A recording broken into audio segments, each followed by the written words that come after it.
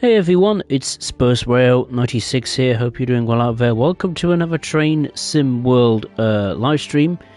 For today's stream, we're hopping over to the beautiful US of A, and we're taking a look at a new Loco add-on, one of the more recent ones that's been launched this year, and that is a locomotive add-on for the Antelope Valley line in California, specifically the Metrolink F59PHR diesel electric locomotive. So we'll get into the journey mode and see what it's like in the game and see how it handles the Antelope Valley line. I'll just turn down the volume in my microphone because that's very loud music. Alright, I think I'll start off a bit different. Normally I'll just go into the journey mode and then just, load the game up and then off we go. I'll start with what is included in this Loco add-on, because it's the first US Loco add-on we've had for quite some time. I can't remember actually the last time we had a dedicated or an actual locomotive add-on for a US route. I'm just trying to think. I think it was actually the Amtrak Acela Express way back in Train Sim World 3, so long overdue. We need way more North American content from Dovetail and third-party devs, that's for sure. So we'll go into the Antelope Valley line. So this is the locomotive here, and it subs in to all of the existing passenger services, not only for the Antelope Valley line, but also as well, if you do have the route, if I can find it, where is it? There it is. Yeah, you can also do both timetables on the San Bernardino line with the F59PHR. So again, that means there's more, mileage for you to do, more operations you can do with it. Put it up to the test on, different gradients and so on and so forth. Which is pretty cool. And then if we go back to Antelope Valley line, you have I might just add that also for the bulk of its gameplay you will need the Antelope Valley line for to experience pretty much the full kit and caboodle what the Metrolink F59PHR offers. So let's just see if we can find it. It does come with 3 separate scenarios specifically for the Antelope Valley line, if you are interested in that as well. And you also get a tutorial for the locomotive as well, just to get you up to speed with, the usual run-of-the-mill, how to get it moving, started, etc., etc. A little bit of information about the locomotive as well. It also comes with a journey mode, which is where I tend to usually do streams, so we'll go into this one here, specific chapter, F59PHR Fanatic, and it comes with 3 chapters. The first one is just the tutorial, and then you can operate it on a variety of services and, of course, the scenarios for the Antelope Valley line. So we'll do this service here, AV212, which is, I presume, a timetable during the day, hopefully, which goes from Lancaster to Los Angeles Union Station. We only need to do one run with this locomotive, because the Antelope Valley line I think takes just over 2 hours to do a full length run journey. There is obviously another one, I think, another shorter style passenger service on this route, which goes to, I think, via Princessa, if I'm not mistaken.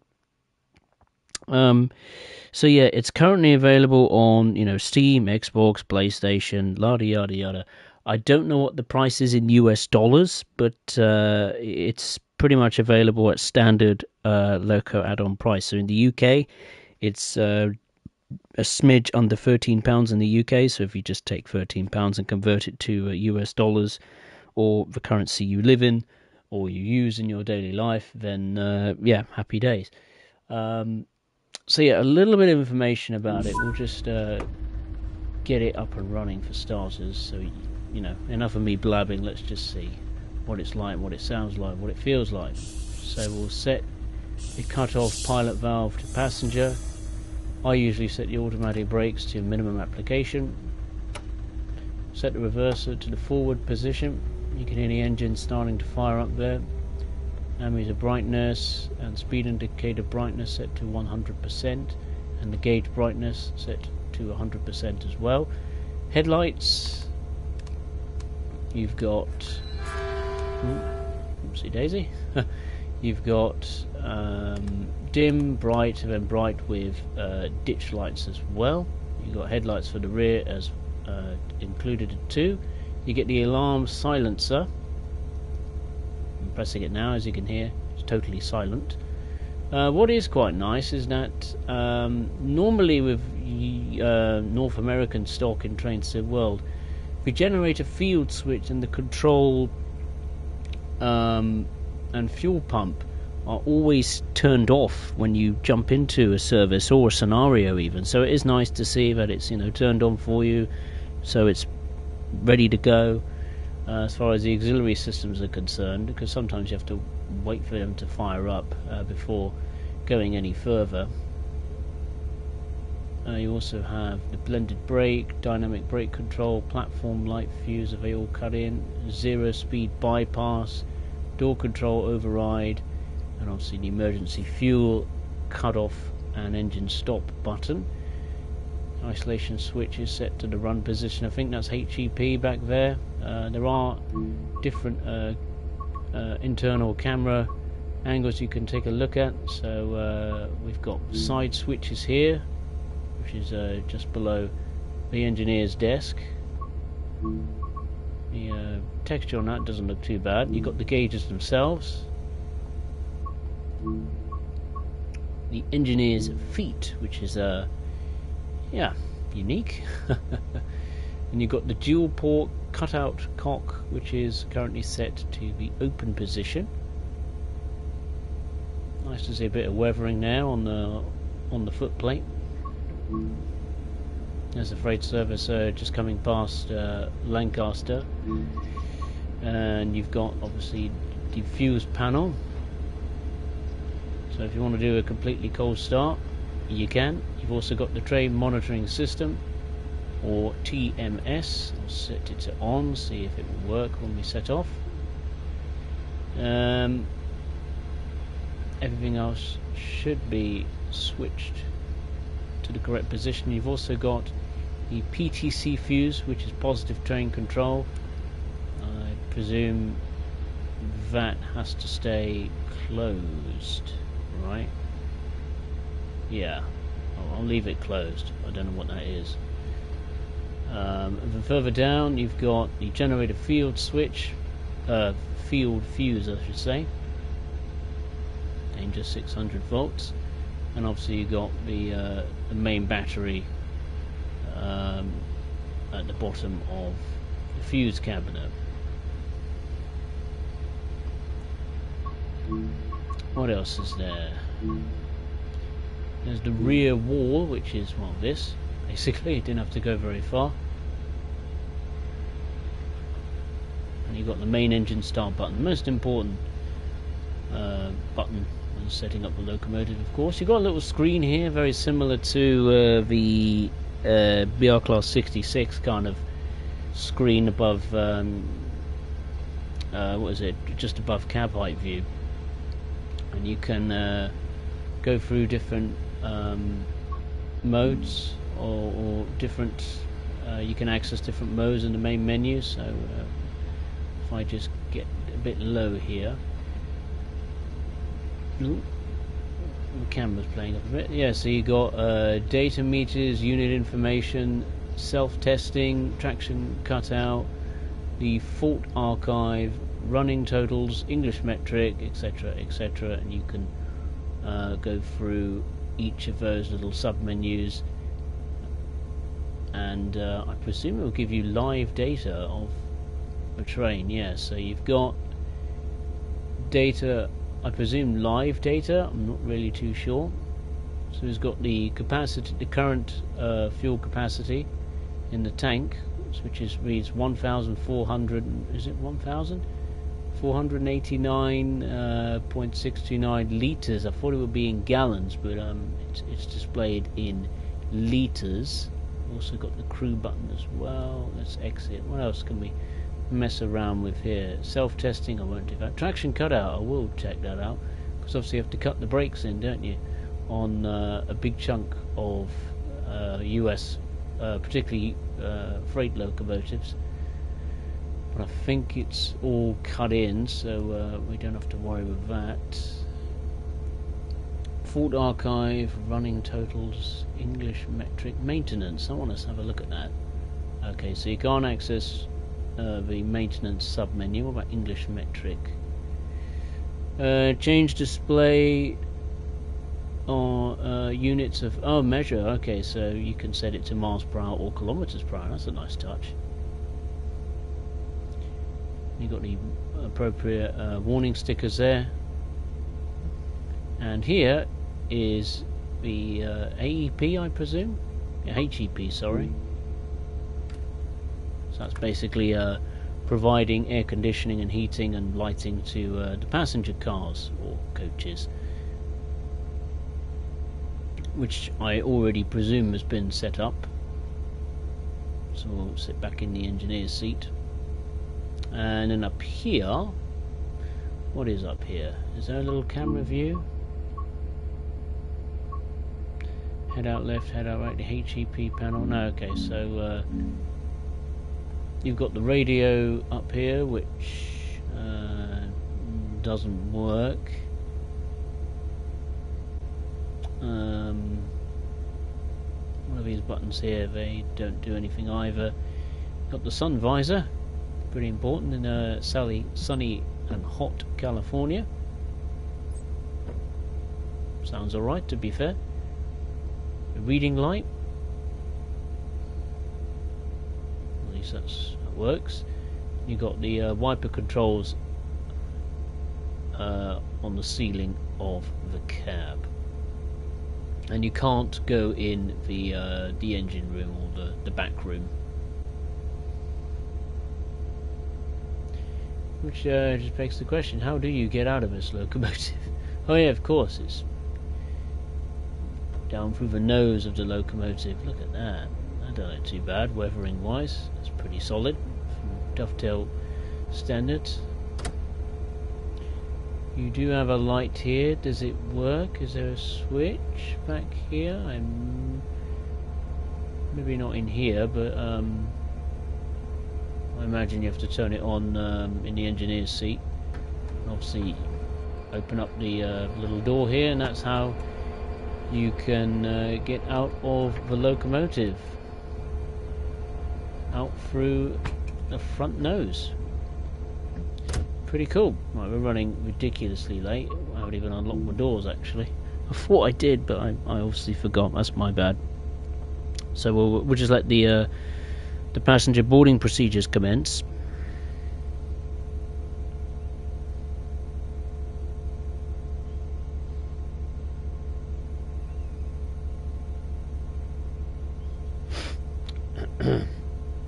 One thing I will say that is a positive with this loco add-on is the sounds. I think Dovetail have a very unique collaboration with Metrolink, kind of similar to Caltrain, where they went over to the States and got accurate, I say accurate, and that's what Dovetail say, accurate recordings of the locomotives in action at the depot. So not only this locomotive did they get accurate recordings for, they also got recordings for the F59PHR diesel electric locomotive, which is the primary locomotive for the Antelope Valley line, and for the San Bernardino line they got all new recordings for the MP36PH-3C, which of course they had before in the past. It was part of Caltrain 4 or 5 years ago, but thankfully they went out to Metrolink's facilities and got fresh new recordings, and I imagine they got all sorts of reference materials as well, photographs and talking to engineers and maintenance crews, what it's like to operate, and get a feel for what it's like to be on board one, drive one, etc, etc, etc. Hey Mark Moss, nice to see you. Hope you're well. Welcome. Right, so should we get moving? So we'll just lock the doors. I promise I will give you a few stats on the locomotive itself. But I think what you want to hear, and what I want to hear, is how it sounds when setting off. So here we are at Lancaster on a cloudless, sunny, hot day. And the doors are locked. So we are starting on quite a steep gradient. As you can tell, the locomotive is already heading back.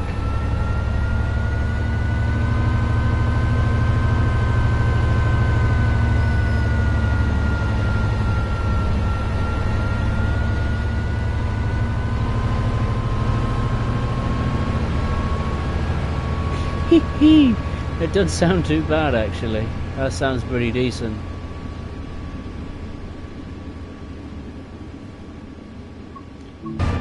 It's just my god, the reverb in the cab, it's absolutely screaming. Oh my god, that's brilliant. Let's just set it to notch 3.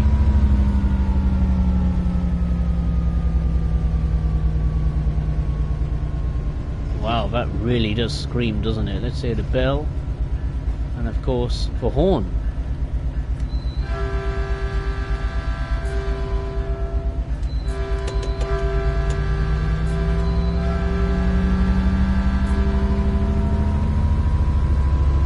My goodness, they got the engine sounds bang on with this. It's an absolute screamer. What a difference compared to the F125. I mean, you can hear it. I mean, I can hear it in my headphones. I don't know if you can hear on the stream, but you can hear the engine sounds reverberating around the cab. That is just fantastic.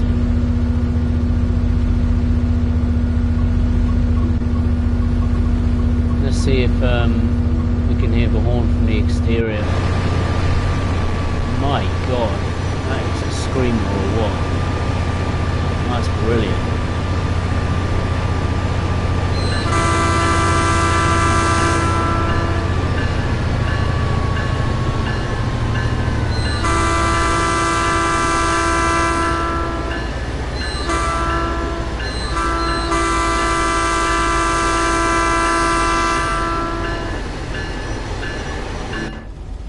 That is a very good sound for the horn as well. It's got that depth to it, and isn't looped horribly or anything like that. So sound editing wise, for once Dovetail has actually done a solid job. I'll say it again, Dovetail has done a solid job with the sounds. Oh my god. And the editing with it as well. So far I like what I hear and see. So now I will finally get on to a bit of information about this locomotive. So this was actually derived from a GP9 59 freight locomotive. So and the F59 PH was designed in the 1980s, so it's a very old school kind of locomotive that Metrolink operates. And it was to deliver new passenger diesel equipment to emerging commuter networks. This has an absolute screamer of an engine, as you could tell, a 3,000 horsepower head-end and head-in power. The F59PH was among the top brass of locomotives, making them a clear candidate to work in tandem with modern cars, coaches, and capable of handling very busy schedules. They first settled into service in Toronto, Canada in the early 1990s, and saw a fleet of locomotives ordered from Metrolink to embark on Los Angeles passenger operations. But as the years have rolled by, of course, so has technology. So despite 2 newer diesel types in service today for Metrolink, the F59PHR hangs on, so to speak, as known now as the F59PHR, which is a rebuilt variant which can meet modern emission standards. As part of their age, the F59PHRs still hang on to that classic, that white undercoat kind of livery, which is a nice contrast to the silver like sheen on the passenger equipment. So the fact you can operate passenger services with this absolute screamer, is just really, really cool. It makes me think, what on earth must the GP59 freight locomotives be like? Because if this is if this has an engine or a power unit that screams in your ears in the cab, and this is just doing a passenger service with 4 cars, goodness me knows what it must be like. Pulling 50 to 60, 100 freight cars as a freight locomotive.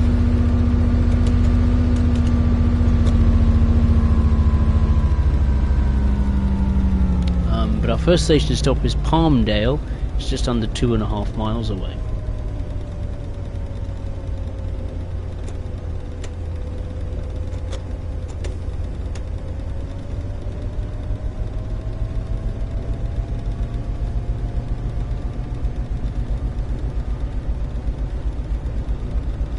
So let me just clarify on the prices. I mean, I just looked at information about it. It should have the prices on the screen. Yeah, it's available for $17 US in the United States of America.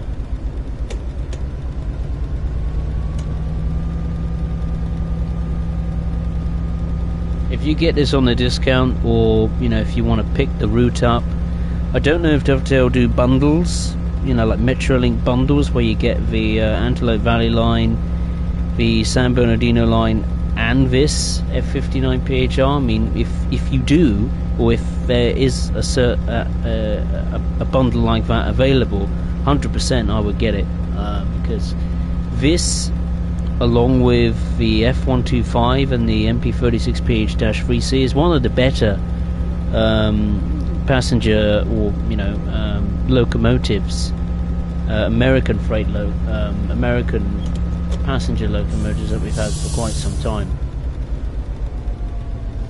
Travelling along 2 of probably one of the best US passenger routes and trains in the world, just in terms of scenery. It's hands down right up there. So we're coming up to Palmdale. Let's see what it's like from a braking perspective. We do have just 3 coaches or 3 passenger cars and a cab car at the back, so we should be okay. Those brake sounds are good. Right, we are... Alright, this is a slow train to brake. Yeah, if you want to decelerate and brake quickly, this is not the train to do it. It comes to a standstill reasonably quickly. But it doesn't stop on a dime, so don't expect that.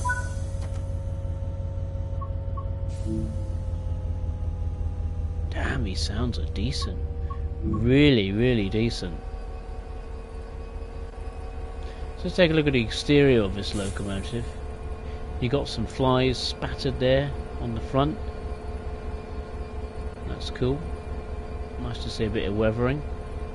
Look at it, covered in flies and insects and just, well, crap really on the front. This is the specific locomotive number for today's service, 873. Just a pure white paintwork, and look, there's the, you can see the silver sheen on the Metrolink passenger cars and cab car. In comparison to this, it is nice to have some, well, locomotive that is not having a silver sheen. Metrolink logo looks pretty sharp. I don't know if you can refuel this locomotive. That is something I have not seen, not only in the game, but I haven't seen any screenshots of, unless it's specifically for scenarios. I know you can do empty stock moves with this locomotive in and out of the maintenance facility on both Antelope Valley and San Bernardino, but I'm not really sure if you can actually do duties that specifically, you know, enable you to fuel the locomotive. So you got the cap there, look. So you can take the cap off and on, and I presume you can fuel it up. What current capacity is our fuel? It's just under 2,000, or just under, what's that, 1,800? I don't know if that's gallons or litres, that's the only thing, I'm not sure.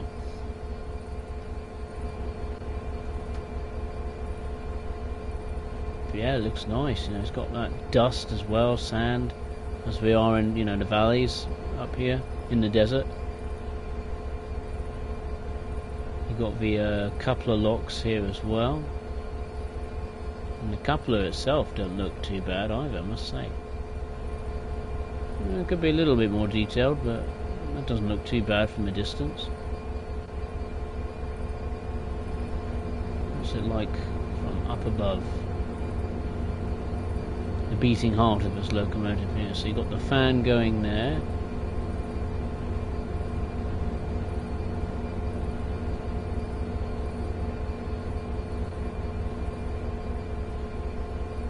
Yeah, not too bad, not too bad. I wonder what it's like, the smoke effects when you, you know, absolutely thrash the locomotive at full power from a standstill. Let's just close the doors.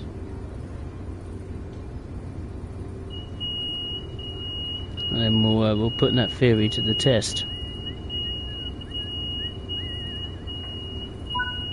Someone's happy, whistling away. They're clearly enjoying this lovely sunny day. Right, let's hear it and see it go from a standstill at full blast.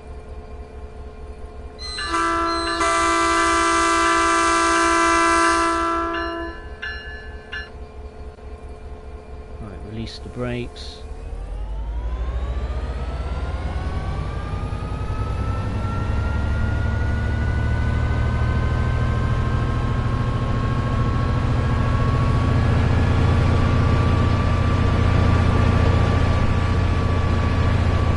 God, it sounds mean. The smoke effects are, they're dynamic, but I would have liked to have seen a bit more, you know, thicker black smoke. I mean, right, not 7, 3,000 horsepower is being deployed. I expected a little bit more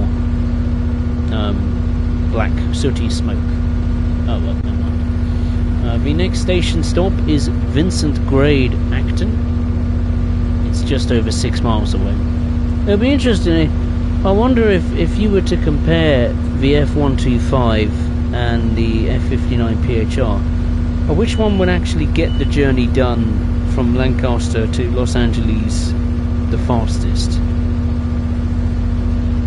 Because surely this is more powerful than the F125. I'd be gobsmacked if it wasn't. Because I'll say it again, this is an absolute screamer. Oh my god. I need to look at more stats of the power unit, and what on earth is this power unit? I mean, what on god earth is powering this locomotive? Let's just go on Metrolink.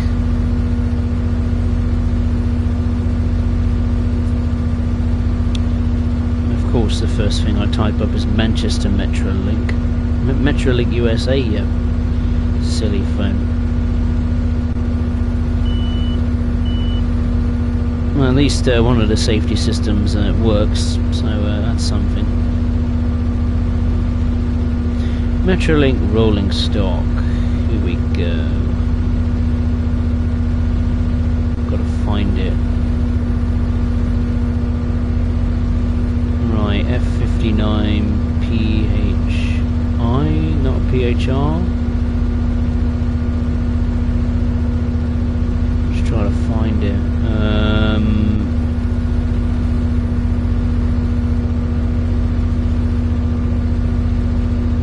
Right. Here we go. So the Metrolink F59PHR. Well, we are way over the speed limit. My apologies. I was too busy reading some stats. So the original F59PHR was built from 1988 to 1994, and another variant, the PHI, was built from 1994 to 2001, where 72 versions of the main F59PH was built and 83 variants of the PHI. So what's the prime mover of this thing? A 12-cylinder EMD 710 G3A diesel engine, and it does indeed produce 3,000 horsepower or 2.2 megawatts. That's crazy. The PHI variant, interestingly, produces 3,200 horsepower and has a maximum top speed of 110 miles per hour, so it's pretty quick. You know, not like you're going to be reaching speeds of 110 miles per hour on this route. There's no doubt about that. You ain't going to reach anywhere near those kind of speeds. But the maximum speed limit is 79, so it's pretty nippy. Hey Andrew, nice to see you. Hope you're well. I have to turn my volume down a bit more. It's so loud. But hope you're well, Andrew. I can actually tuck into my chocolate now. Been talking so much about this locomotive. Forgotten about my chocolate. Thankfully, it hasn't melted yet. But yeah, hope you're well, Andrew. Just doing a first look at a rare loco add-on for the US, and that is the Metrolink F59PHR diesel electric passenger locomotive.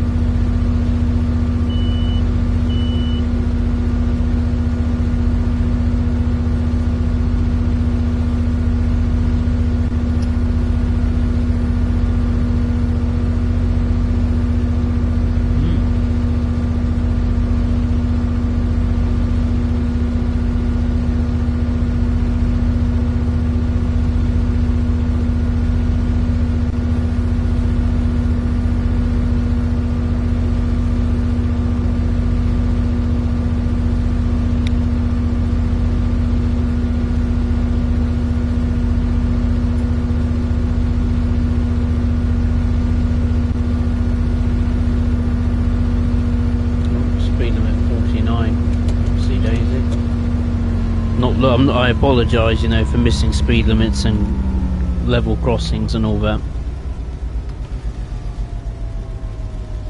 I'm usually a better driver than this because, well, when I'm making videos of, you know, operating services, I'm paying attention a hell of a lot more than what I am now.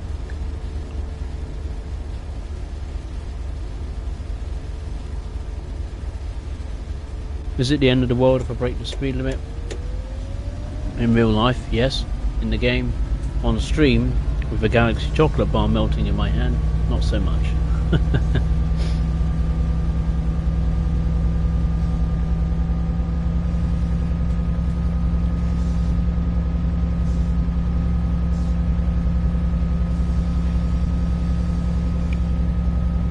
I forgot how good the Antelope Valley line looks.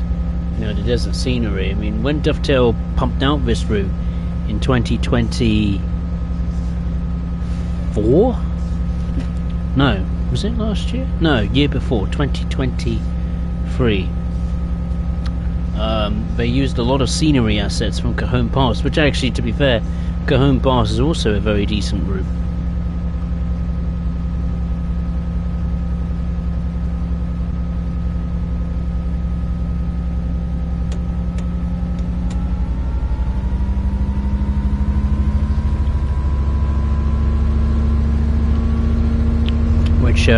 Just touching on Cajon Pass, is still to this day the last US only freight route for Train Sim World.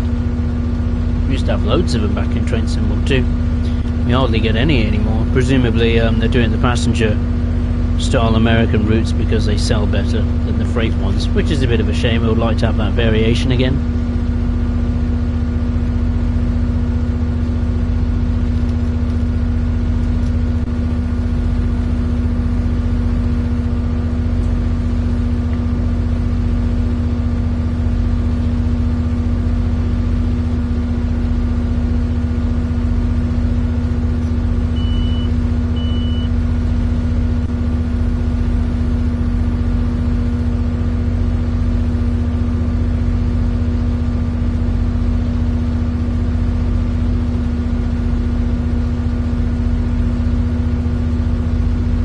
One thing I didn't check is if the passenger cars, or if the passenger cars have the heating, lighting and aircon on, because I'm not sure if the HEP button, which provides those amenities to the passengers, was turned on by default, or you have to do it manually. So I may have done, I don't know how many minutes on this journey, but yeah, and the passengers are suffering with probably heat exhaustion. I'll definitely check the passenger coaches, see if the aircon and, well, lighting is on, definitely, at the next station stop. If it isn't, we'll switch the HEP on and hope it works, and if it's already on, happy days.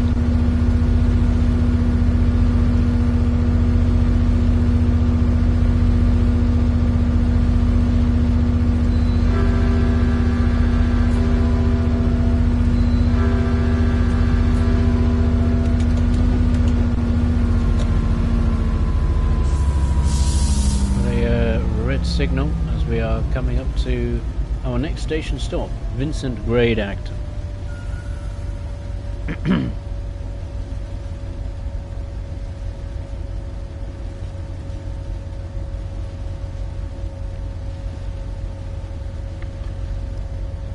Just trying to eat this chocolate quickly so it doesn't melt in my hands and goes all over the controller.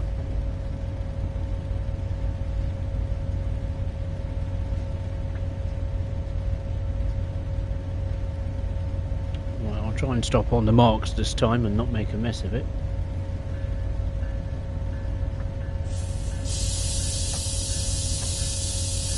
Just put it in suppression by an accident. Oopsie daisy.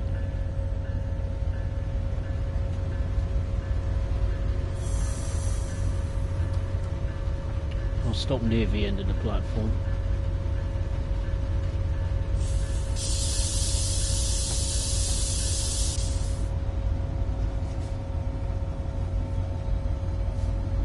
Go. I think I stopped in about the right place. I think the marker point for the station was in the incorrect position. Yeah. So here we are, Vincent Grade Acton. It's been a while since I've been on this route as well, so it's nice to get back on it and see if any of it is broken or not.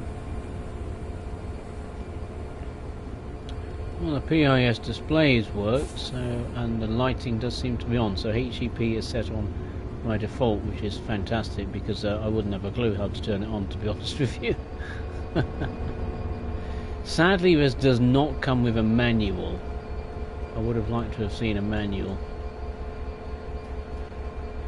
produced for this locomotive, or just most of the train sim mode DLCs these days made by Dovetail. They don't really come with a manual anymore. They used to, but for some reason Dovetail have decided that making a manual or a simple PDF is too difficult. Which, yeah, no excuse for me, as far as I'm concerned.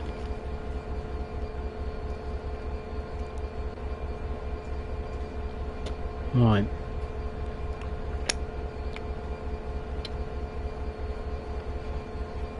Let's lock the doors.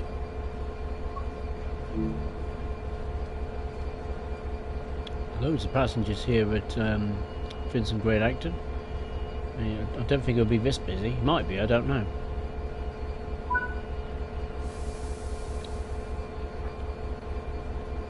It just seems a bit too busy for this small station. Especially out in the middle of, well, Let's be honest, nowhere.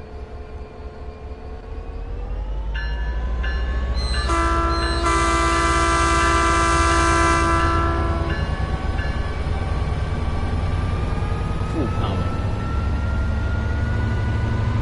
Oh. That's a good sound.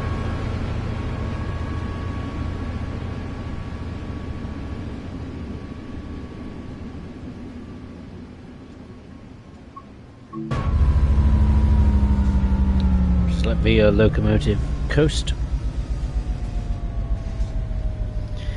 Yeah, the Antelope Valley line is mostly single track. There are some passing loops as well, or some sections where there's 2 tracks instead of 1.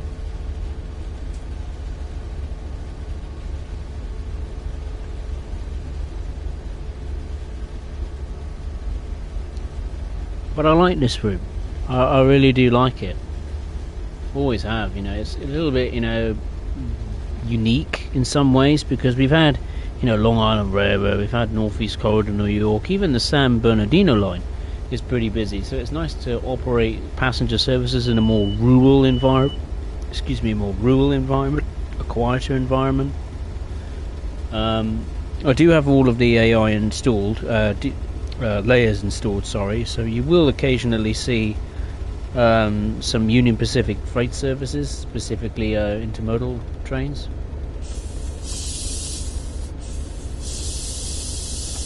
And because you're going to encounter some pretty darn steep gradients, it has an element of challenge. Lord knows what it must be like in the rain.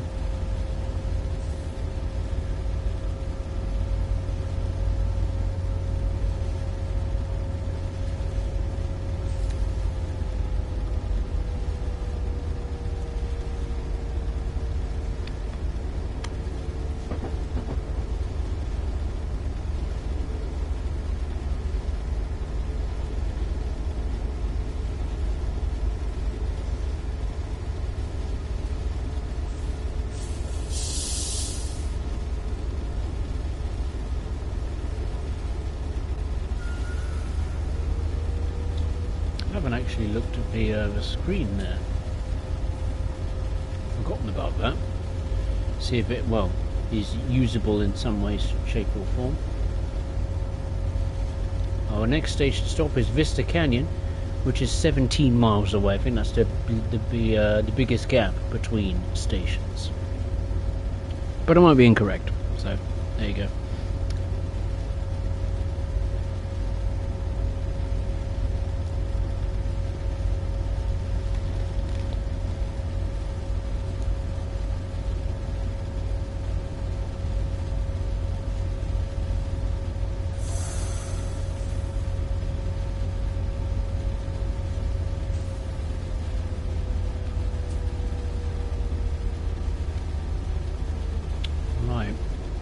Have a little cheeky peek at this screen. There is a little camera angle for it. Fuse panel? No, that's not it. Rear wall, HEP? No, there isn't. Okay, fair enough.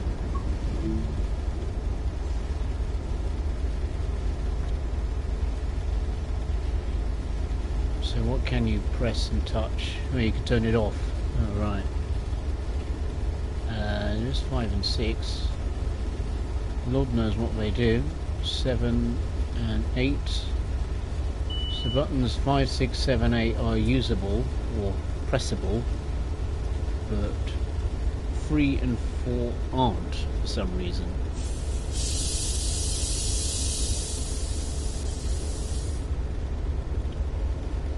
Obviously the speedometer is in the digital form. For the old school analog dials, but there you go, that's progress, I guess.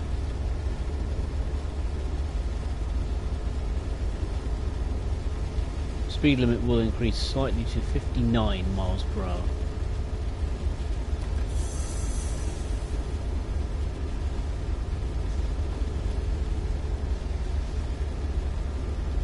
I think one thing would be cool to see with the weather is, when you operate services on these kind of like desert kind of routes, it would be really cool if we could have like sandstorms.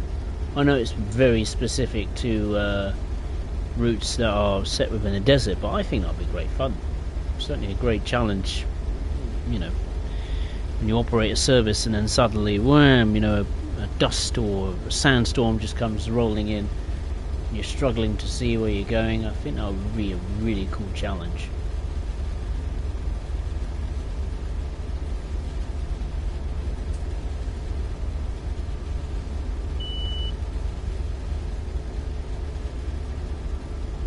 You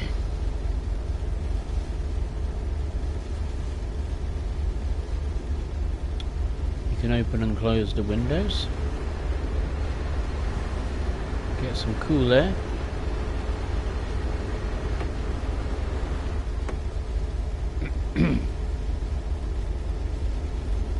Oh yeah, the wipers.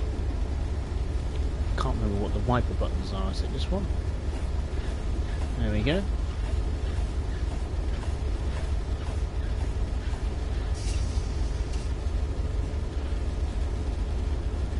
Nice. Well, they work. That's a positive.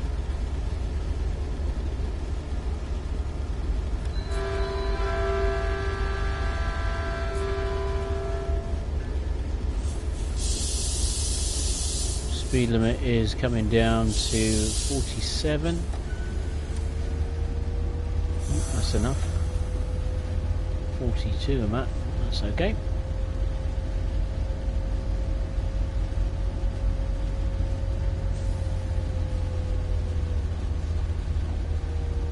You know, this is what I really like when Dovetail go back and make proper loco add-ons, like they always used to do in the early days of Train Sim Worlds, because in the early days of Train Sim World we had loads of like proper brand spanking new locomotives built from the ground up for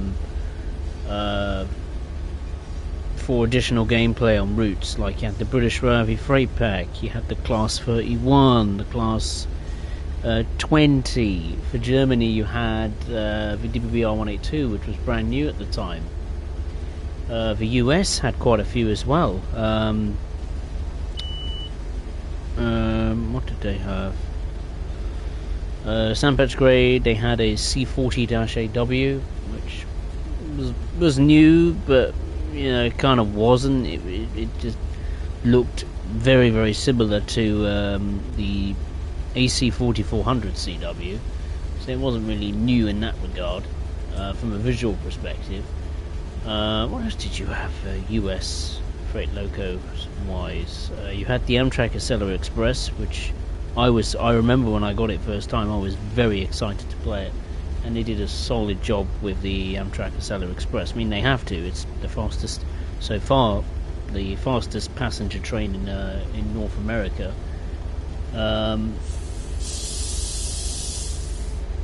I'm just going back and thinking in my brain what other loco add-ons have been launched for US routes. Clinchfield, no, that didn't have any loco add-ons, which is a shame. What else is there? Oh yeah, of course, the Caltrain loco add-ons, which you can no longer get, which is the MP36 PH-3C Baby Bullet and the MP15 DC Switcher, or shunting locomotive.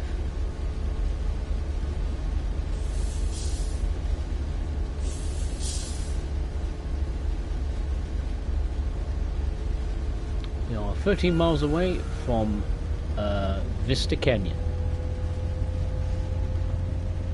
But yeah, I would like to see more proper new loco add-ons, like built from the ground up, not just constant stupid variants, you know, bundled into gameplay packs. I really, really hate that, and that drives me nuts.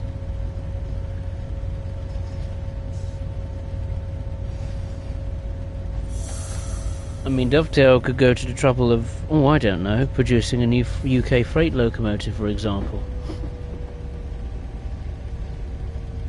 I mean, they went to the Greatest Gathering this week, celebrating 200 years of railways in the UK, and, you know, there's a lot to look at, so I would be shocked if they did not get some photographs or some sort of reference material for a diesel or a UK freight locomotive of some sort, and hopefully it's not just stupid old reskins of the Class 66 which you've had for God knows how long, and millions of variants.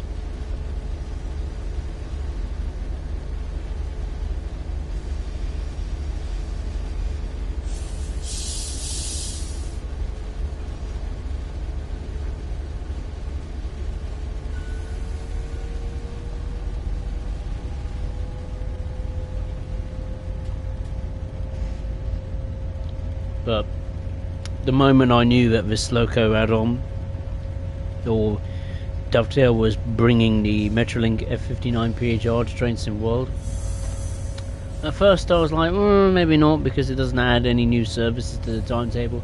But when I dived into a little bit of history about the locomotive and found out it was an old school, rough and tough, ready-made diesel locomotive, compared to the, let's say kind of eco-friendly diesel of the F125, I immediately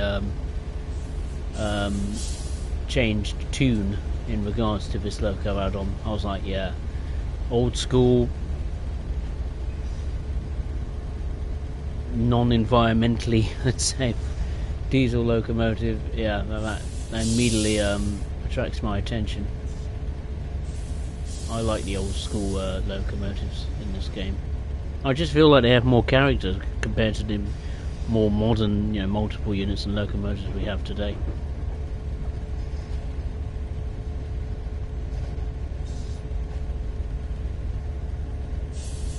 Really need to get braking here, don't I? But the brake sounds are just fantastic. Really, really nice. I think one thing I will criticise is the horn, not the sound itself, but just if you want to do a tap dance with the horn on your controller or keyboard, it's not as responsive. It takes a little bit of time for the sound to be heard. It's like if I just put my controller right up to the microphone, you hear me pressing it, which is there, but once you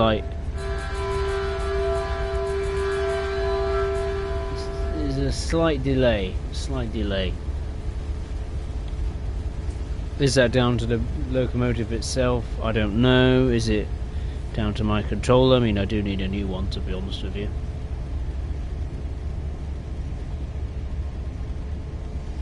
So it could be a mixture of both.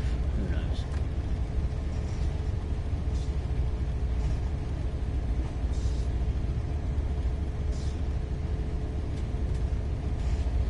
What's also nice is that when this locomotive isn't an absolute screamer at full chat, at idle, it sounds reasonably, not ridiculously quiet, but quiet enough so you can hear yourself and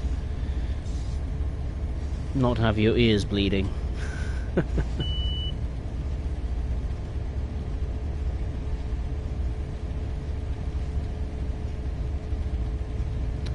10 miles to go until Vista Canyon. Let's take a look at the map. So believe it or not, that's where we started, at Lancaster. There's the station. Somewhere up here, isn't it? There it is. That's Lancaster.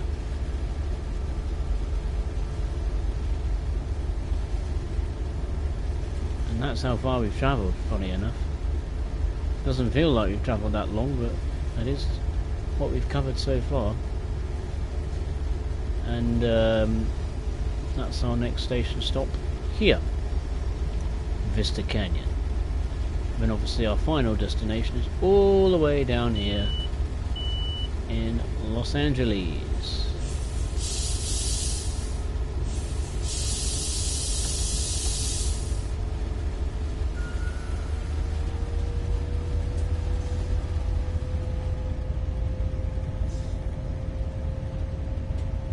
Speed limit of 29.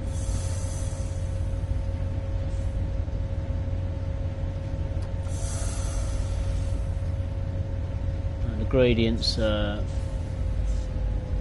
eased off a little bit.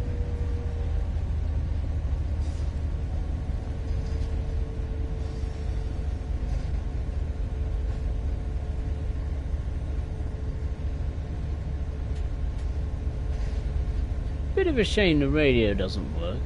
I would like to have seen the radio been implemented in some way, shape or form. Like we have the GSMR radio kind of working on UK routes now. It would be nice to have the US kind of radio system up and running in Train Sim World. There's a little keypad over there. What that's all about.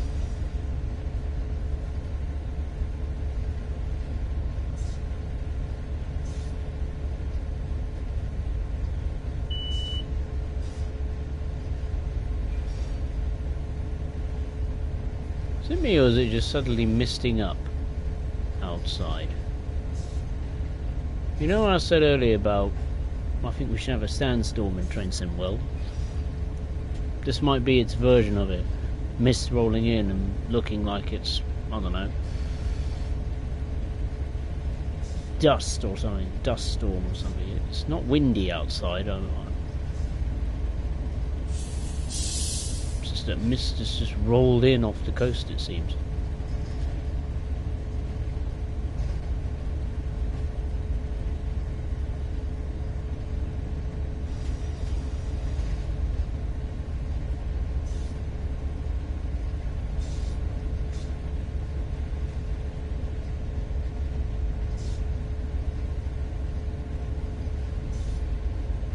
My gauge brightness is set to maximum, isn't it? Yeah, 100%. Same goes for amateur brightness and the speed indicator.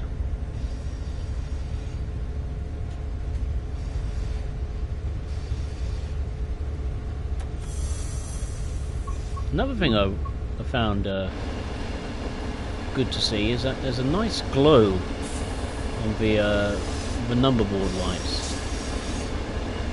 It's not just like white bright LED kind of light. It's got that kind of yellow warm glow to it. Same goes for those lights as well, depending on the angle you look at it from. This must be a very warm and inviting cab at night, especially in the depths of winter, if it gets very cold in Los Angeles, that is.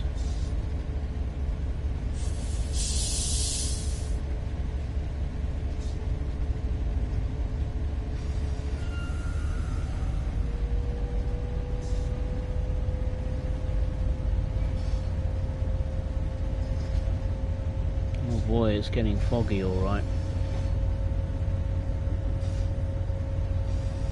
I wonder if this locomotive has fog lights.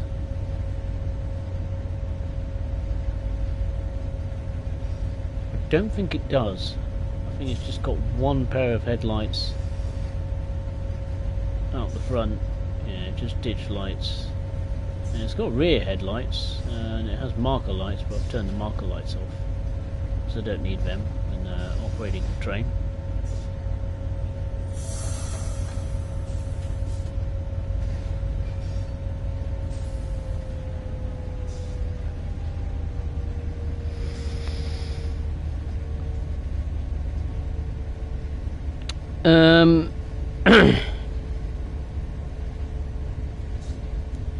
Andrew, how did the brakes perform on that train?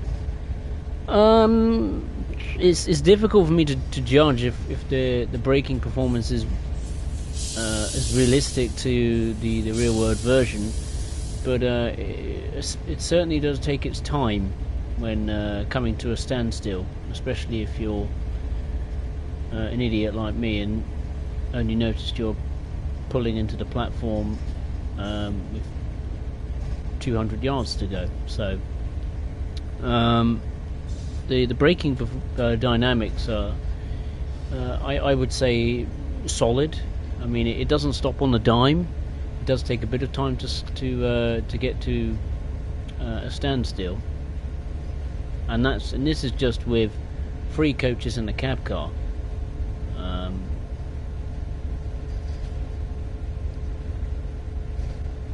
Now I don't know if on the other Metrolink route you can use this on the San Bernardino line.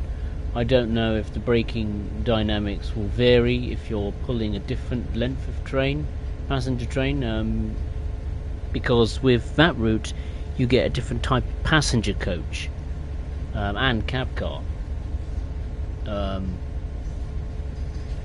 So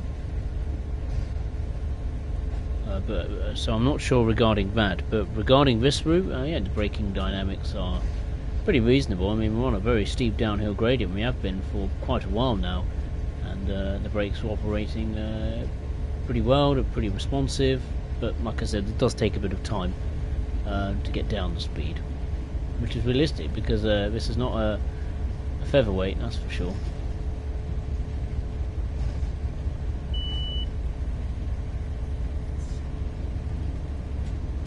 Twisting and turning our way through the canyon. Speed limit is increasing to 44 miles per hour shortly.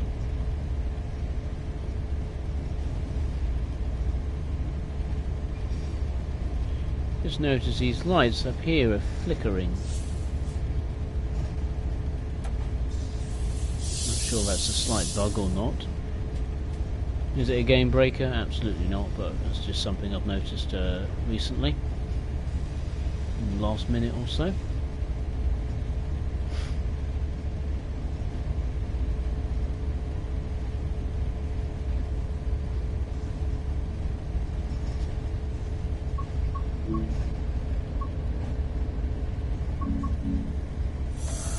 Set the brakes to minimum application.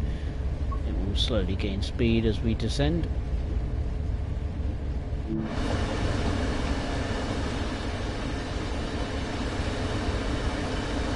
Yeah, so these lights are the marker lights. This one here and here. Yeah, there's no fog lights.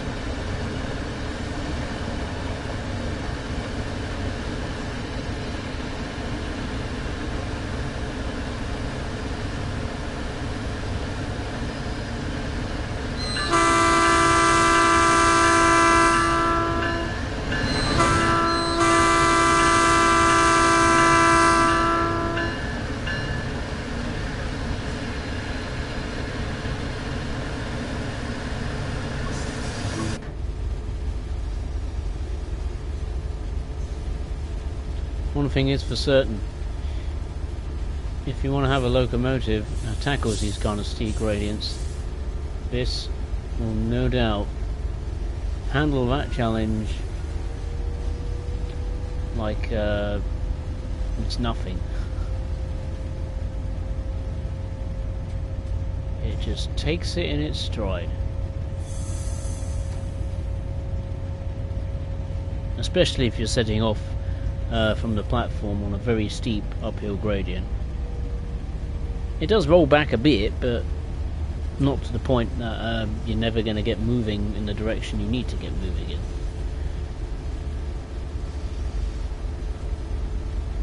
This must be a bit fun in the rain, I must say. I mean, this is just fun in dry conditions, so it must be a real old challenge if you throw some rain on this route. Lord knows what it must be like in snow. That is, if it ever snows on the Antelope Valley. I mean, in the valleys, at night, it does reach some pretty low temperatures.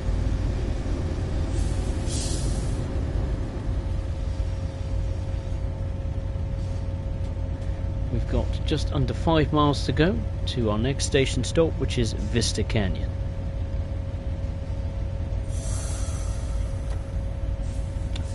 If you'd enjoyed this stream up to this point and you like what you've seen, then of course feel free to hit the thumbs up button below. And if you are watching for the first time, be it live or on playback, then I'd really appreciate it if you would consider subscribing to the channel. The next stream will take place on the 11th of August 2025, and we're going to be taking another first look at a new a new passenger locomotive, and that is of course the BR Class 86-2 electric locomotive. I can't wait to get my teeth into that on the West Coast Main Line over Chaperoute. So if you want to know what that's like and my thoughts and reactions to it, then pop along on Monday the 11th of August and see what it's like. I mean, it's made by Just Trains, so we'll know it's going to be good. The question is, how good?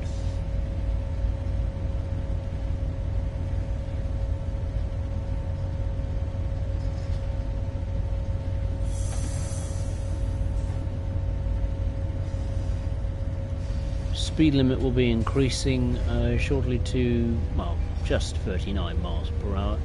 Pretty low.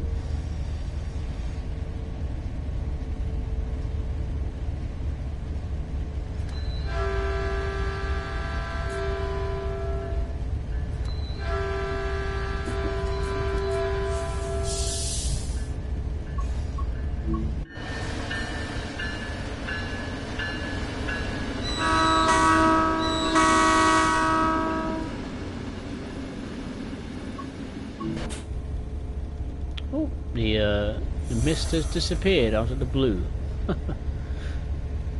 Okie doke. Suppose that's climate change for you. Well, so the skeptics will say online.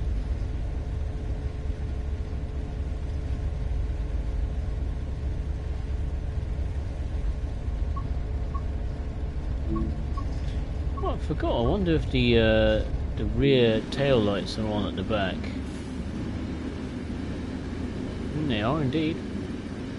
Sometimes when you operate a passenger service, not just on this route but other routes as well, occasionally the rear tail lights are not put on, so you have to annoyingly go to the right to the end of the train, board the train, get in that rear cab, turn on the tail lights, and then run all the way back to your cab, and before you know it, you're quite late.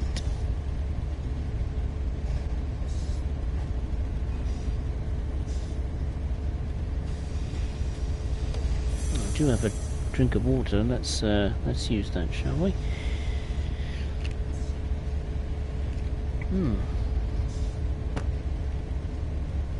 I've had way too much tea today. I had a lot of coffee yesterday as well. I was really struggling to keep awake yesterday. But today I'm in much better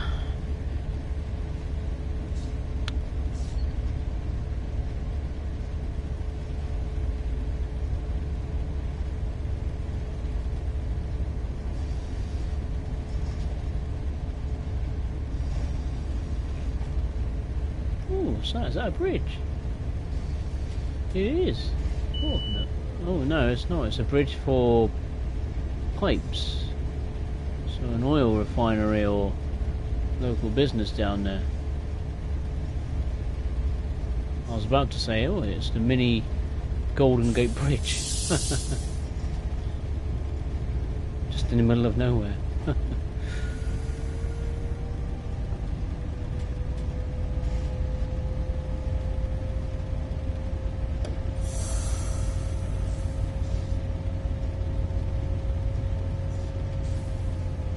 We've got 2.5 miles to go to Vista Canyon. How long has the stream been going on for? I have no idea how long the stream has been going on for. When did I start? 9:15 in the UK. Or 20, I don't know, 45 or something like that. An hour and 10 minutes just gone. It's not too bad. Andrew, thinking of getting this, but anything putting off is it has not got Durham. You mean the place Durham in the UK? Well, this is a US freight locomotive, so yeah, you're never going to see this in the UK, regardless what time period. This is specifically for this is specifically a US passenger locomotive. I mean, yeah, you can run it around on whatever you want, really, you know, courtesy of a scenario planner or free roam mode. But if you want to operate this in a realistic manner, then Antelope Valley Line and San Bernardino is the place to take it out for a spin. But as far as seeing Durham in the game, or Durham Station in Train Sim World,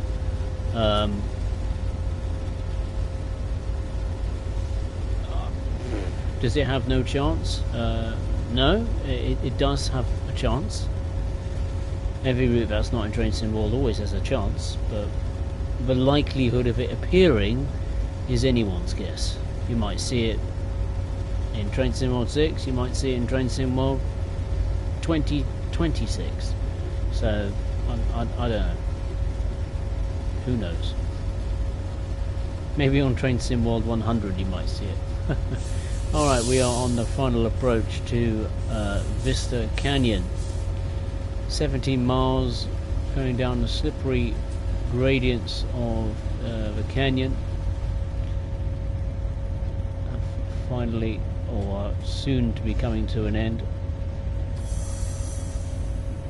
Just go around this corner, a slight curve, and then we should see the station coming into view. Yeah, the tracks are splitting into two, which means the station is directly ahead of us. And the sun looks like it's coming out too.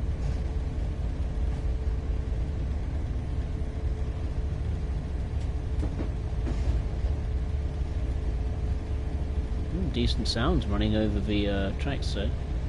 Track sounds pretty good.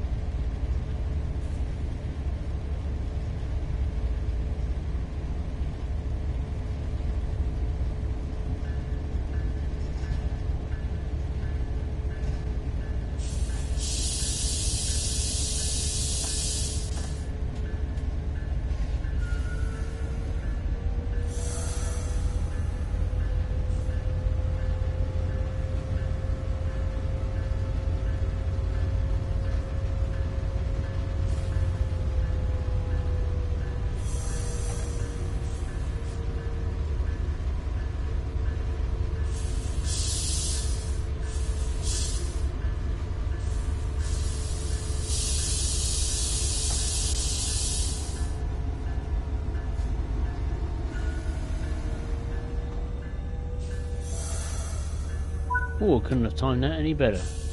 Perfect stop. So here we are, welcome to Vista Canyon. I think this was a news station yet to be opened when this route was launched back in the summer of 2023. I think it is this station. I know it's a station on this route that wasn't open to the public at the time of this route's release, but I can't remember which one. I think it is a station. I'm pretty darn sure.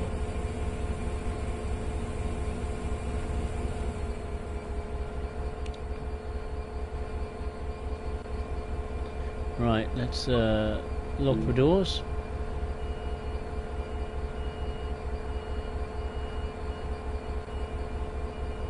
There's a bit of a loop with the idle sounds, which is a bit of a shame. But you can shatter that with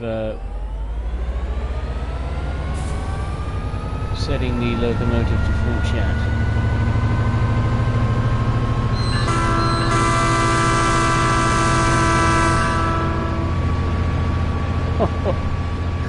I love that. Every time you fire it up, it screams. Imagine the sound of this echoing across the valley. You must wonder what the hell is coming.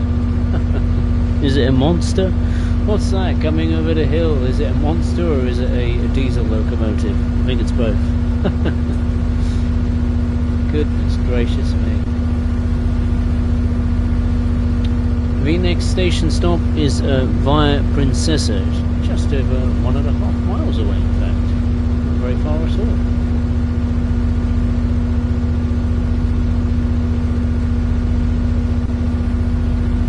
I'll shut the power off when we've come past the next signal.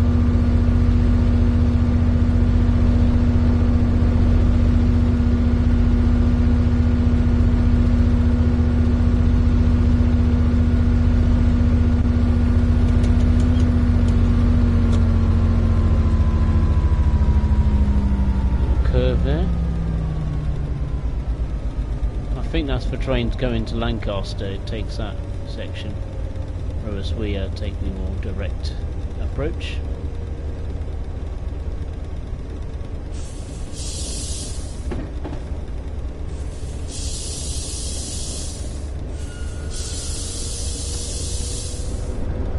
Right, let's put these brakes to the test.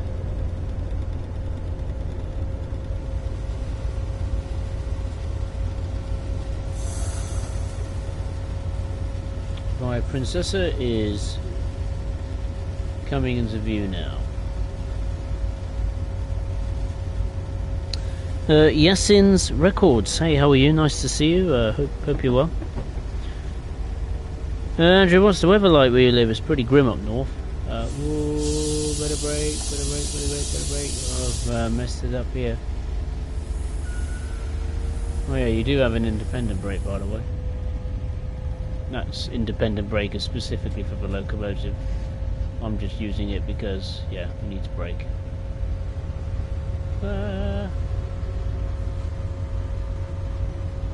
Please game accept that I've stopped many yards away from the stopping point.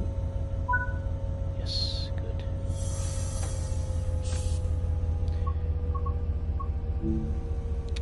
Weather-wise, well, most of today it's been pretty miserable, to be honest with you.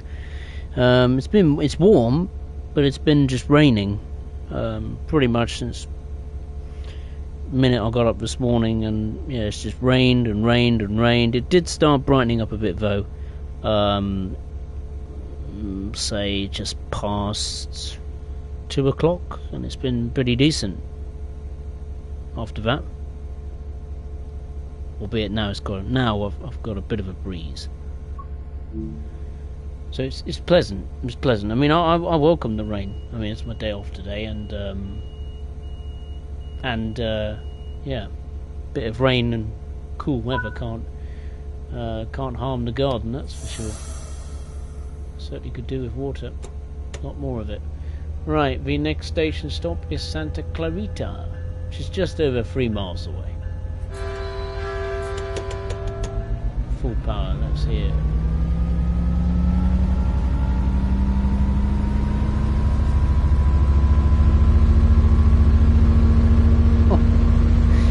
Oh, it never gets old. I probably said it for a millionth time on this stream, but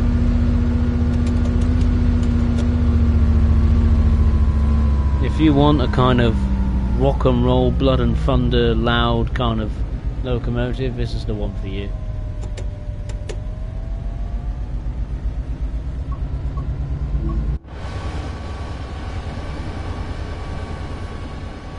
If I could have sped, if Dovetail could reintroduce the fast-paced free cam, I'll be able to go many miles over there, and I bet you would be able to hear this locomotive many miles away in the game.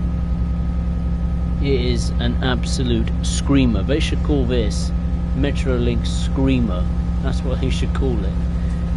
Because, goodness me, it's so loud. I mean, I don't know how loud it is on the stream. I don't know if you can hear me at all, but, you know, I've had to turn the volume down on my headset twice. It's that loud. But I'm not complaining. Love it. It's loud, it's raw.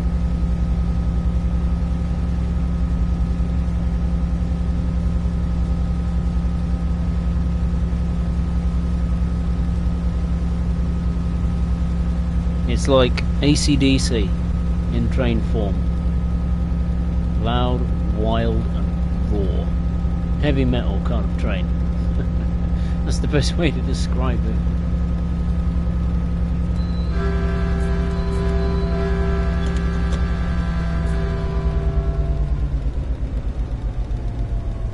Oh, I've noticed, I see those lights flash when the ditch lights are flashing outside. I see. I was wondering what they're flashing around for. See that you can see them flashing now when I use the horn.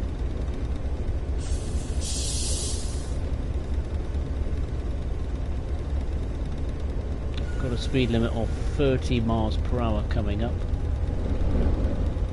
Shortly before we enter the platforms at Santa Clarita. I presume it's just a single platform. Might not be, since we are close to is it a highway or an interstate? I think it's a highway.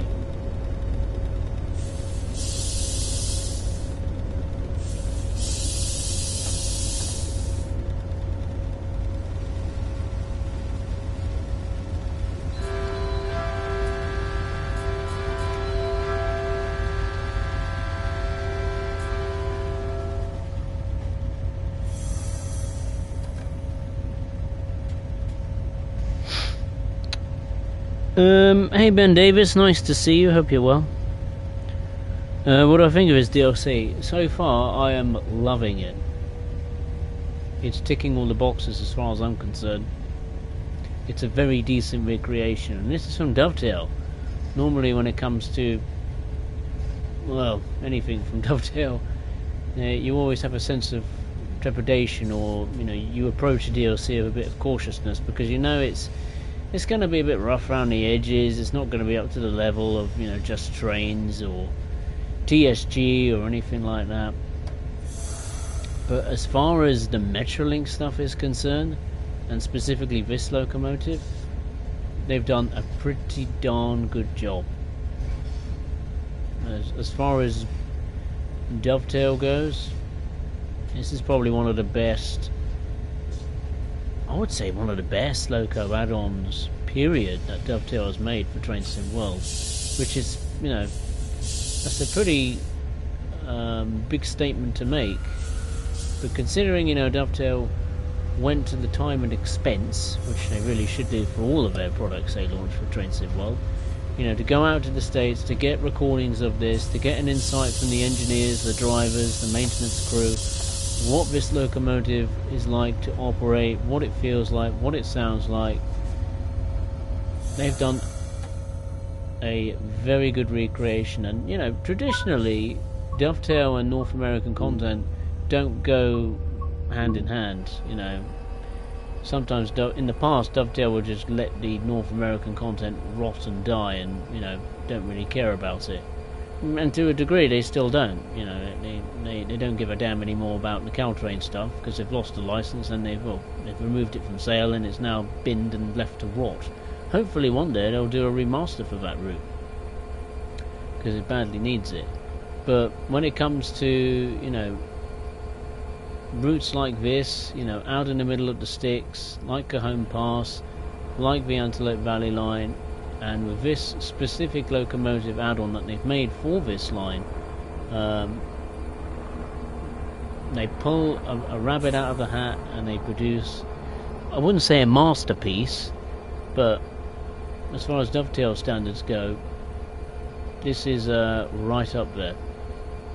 And that's saying something, because with the UK stuff, which is their bread and butter, they do a solid job with most of their add-ons. As far as UK local add-ons, routes are concerned, yeah, they're rushed, but Cajon Pass, Antelope Valley and San Bernardino line, this is an exception.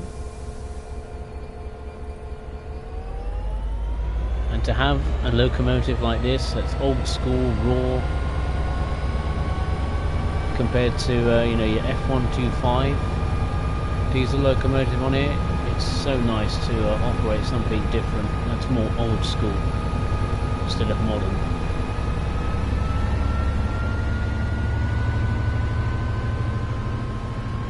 Hopefully for Train Sim World 6, which they probably will actually, to be honest with you, I wouldn't be surprised if they had the Inland Empire line, which is another one of Metrolink's routes, if I'm not mistaken, that they operate in California.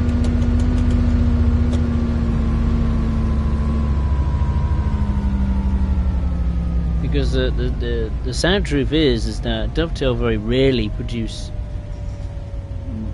well, what, 1 or 2, maybe 3 if you're lucky, US add-ons for Train Sim World now. They used to produce quite a few in the early days, like Train Sim World 1 and Train Sim World 2, but since Train Sim World 3, there's been few and far between DLCs from for US customers compared to what we get in the UK or in Germany.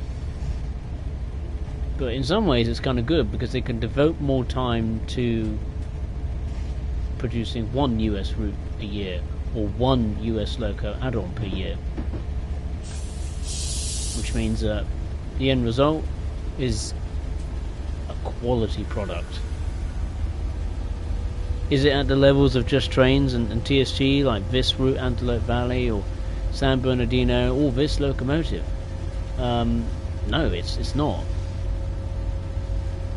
But it gets close. It gets close. Not to the point where, you know, Just Trains and TSG are looking over their shoulders, but to a point where, you know, you have a comparison with TSG and Just Trains' products, and I'm actually pretty glad that I'm doing a first look at this specific loco add-on, the Metrolink F59PHR, because, like I said earlier in the stream, the next stream I will be doing is a first look at another loco add-on, which, funny enough, comes from Just Trains, the BR Class 86-2 locomotive, which I can't wait to dive into and take a look at. So it'd be nice to compare 2 old school locomotives made by 2 different companies and see not which one is best per se, but just see how this loco add-on in particular holds up to, let's be honest, what's going to be an excellent DLC anyway from Just Trains and first loco add-on for Train Sim World.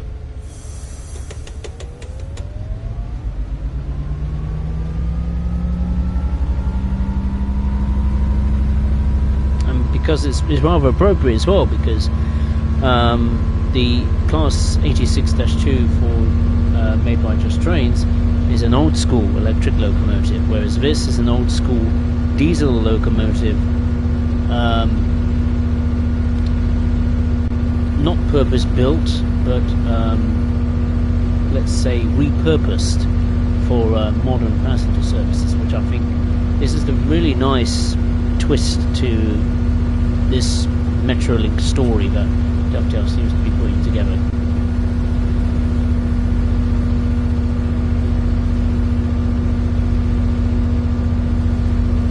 What I like about this locomotive is it's got character. Some of the modern multiple units and even locomotives on modern German routes or UK routes, they lack a bit of character. They all feel a bit the same. They feel very digital, very analog. They all, not analog, but a sense that they don't have a soul or character. The fact that this does, I really like that.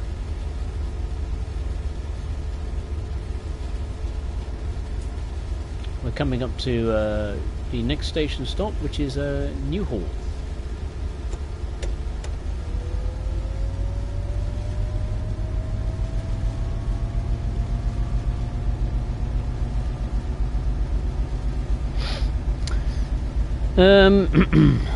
Andrew, the DFDS ferry, cancelled. Oh yeah, is it due to that storm that's hit the north of England and, well, particularly north, is it northwest Scotland this storm that recently brought some unseasonably cold and wet and windy weather to that part of the UK.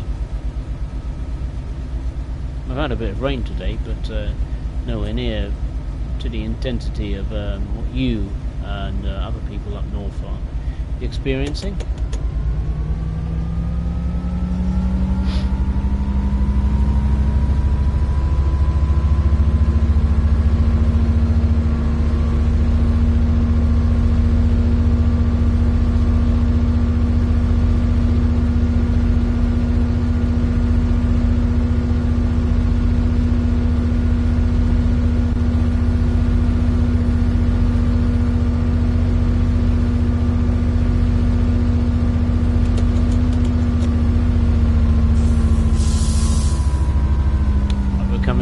Station now. I'm pleased to report that the cars do stop at the level crossing. They don't glitch through the train. Oh, there's another, speaking of a train, there's one in on the left hand side, another passenger service going to Lancaster, or Lancaster, however you want to pronounce the station that it's going to.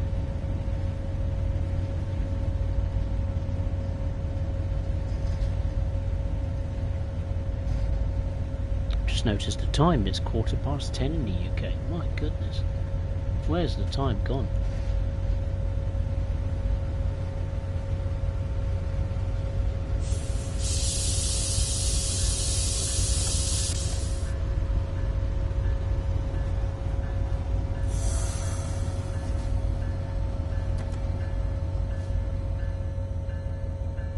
Very pleased with most of my stopping at stations today. Stopped pretty much right on the marks, apart from the one before where I massively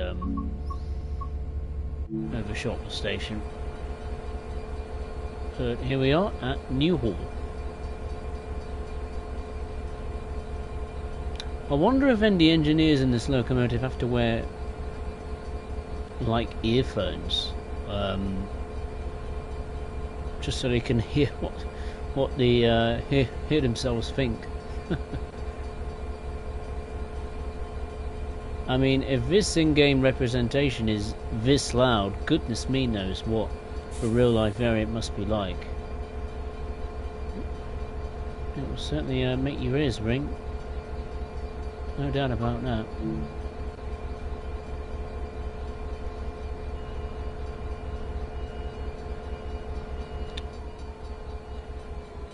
The crossing gates are down, sounding away too, good to see.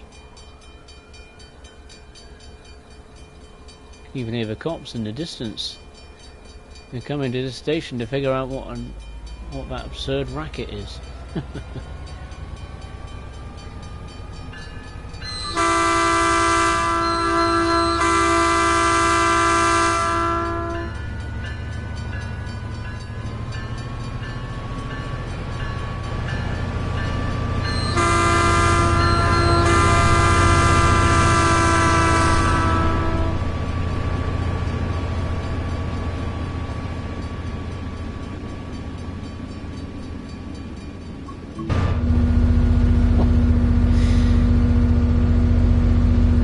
The next station stop is Silmer San Fernando, which is just over 7 miles away.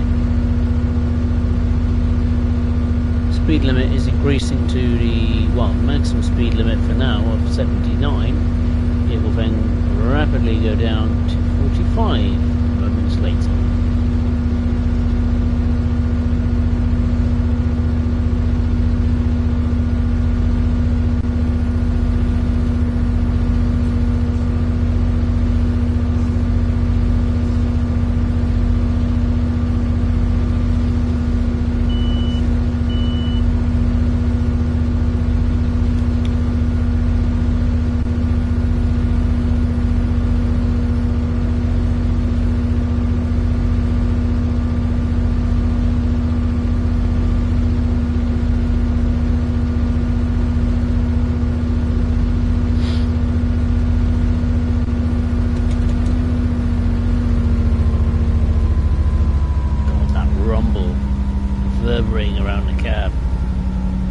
get enough of that. That's brilliant.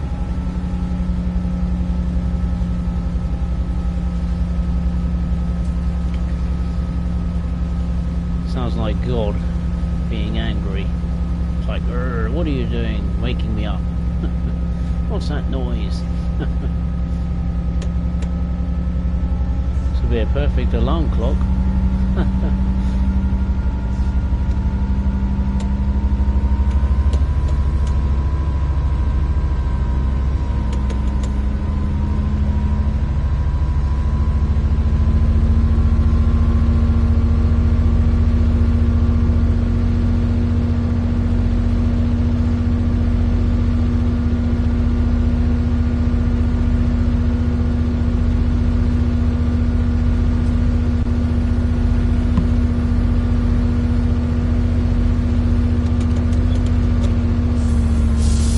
Speed limit of 30 miles per hour coming up. We're in a less barren part of the route now. We're more in not a forest kind of area, but an area where there's more green vegetation, let's say. It seems we're coming up to a rare tunnel as well. Every time you get on the route that you haven't been on for absolute ages, it always feels like you're looking at a new route from scratch. That's how I feel personally, you know. It's like you just suddenly remember how good a route feels like.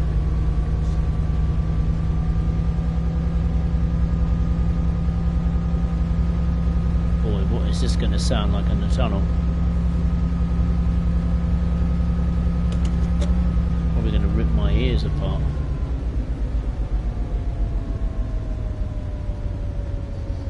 Ah, nice to see the gauge lights finally. Only got a nice glow to them. They look pretty realistic.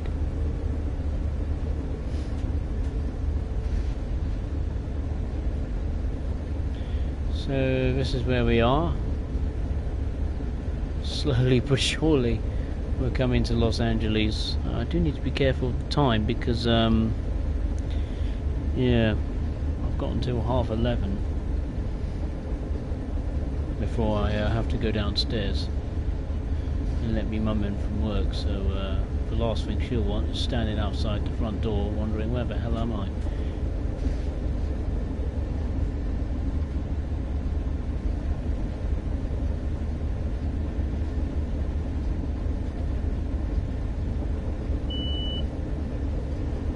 Shouldn't be many stations after that. I think there's like, was it 6 stations on this route? There's nowhere near as many compared to San Bernardino line, but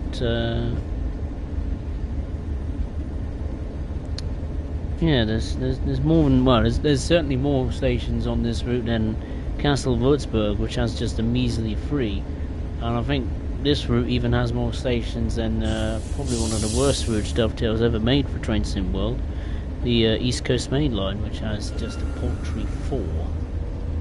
No, is it 4? Or is it 5? I think it's 5, but I think it's still less, way less than this route. Let me just check, actually. Make sure that was right.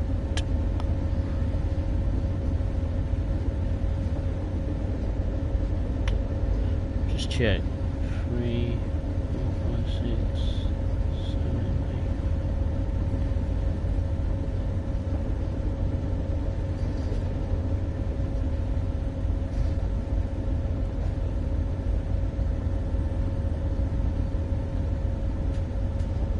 Thirteen stations on this route. Twice as many as the East Coast Main Line.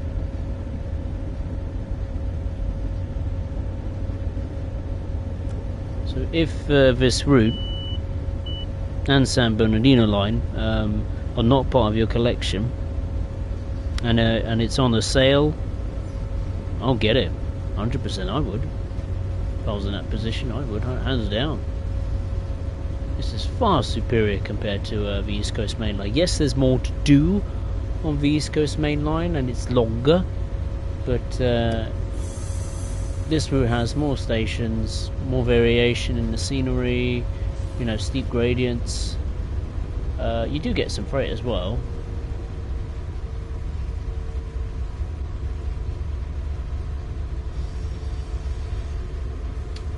So if you want a challenge that's worth your money, pick this route up, I'd say. Do I like it to the San Bernardino line? It's too close for me to call. I actually like this route more. It's think of it like a combination of Peninsula Corridor and Sandpatch Grade having a baby, and this is what the baby child would be. It's a weird way to look at it like that, but that's kind of what it feels like to me. I mean, and just look at it. I mean, it's not horrendously bad. It's not like the scenery is made by Rivet. I know you shudder and say, "Ooh, it's Dovetail. Ooh, look out! It's going to be an absolute disaster." But you know what? This isn't. This isn't.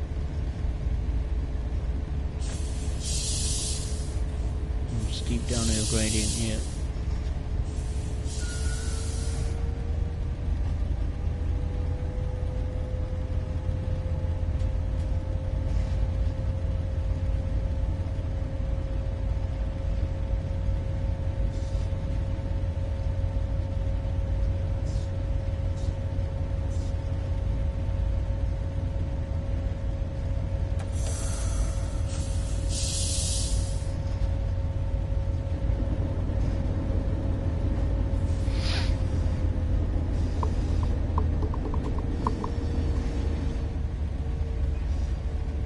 The speed limit will be increasing shortly to 45 miles per hour, and we have a yellow signal coming up too.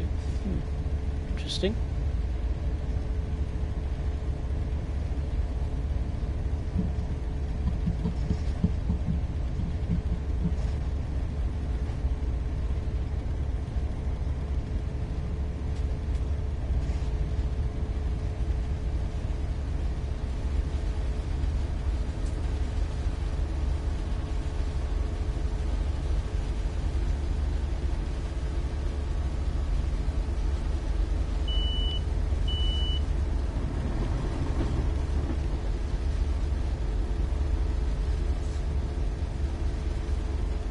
Going to check the football results, see what I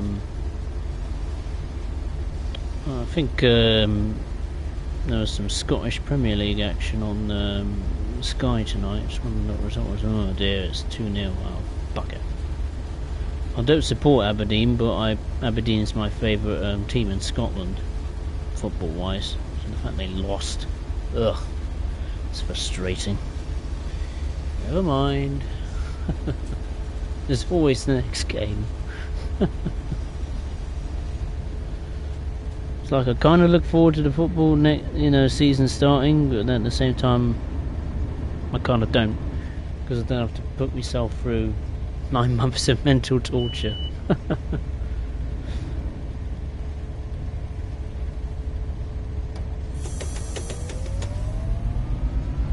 Right, let's go.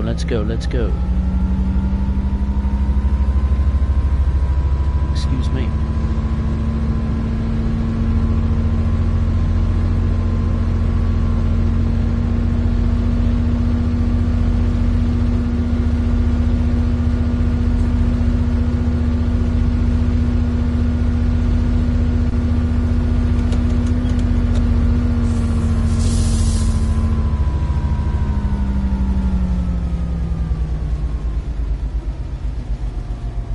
Siding there on the left hand side for a local business.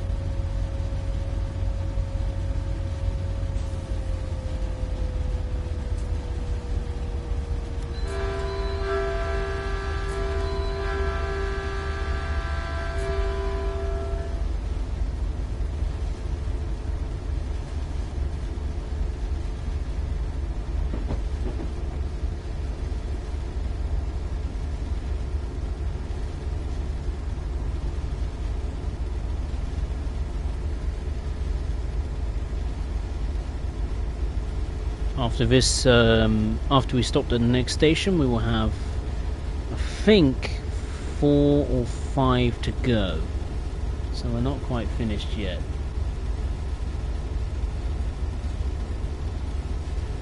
But we're getting closer to Los Angeles because yeah, we're coming into more busier environments.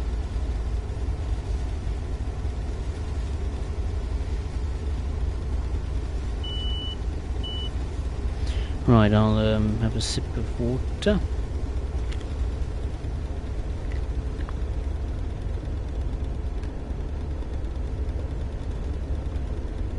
Ah, lovely.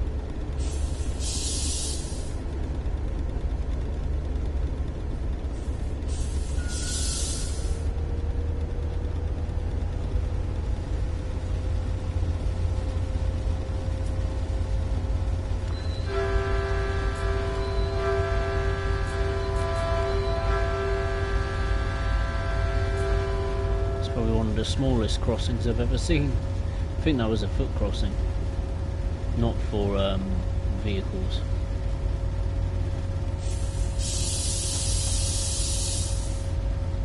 Right, this station's going to be on one hell of a downhill gradient, my goodness.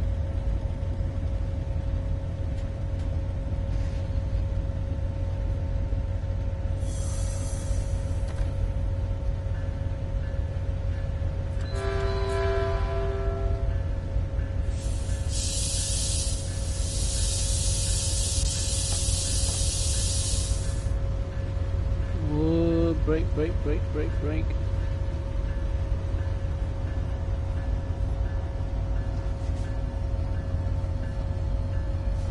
I think some of his platform markers are placed in the wrong position.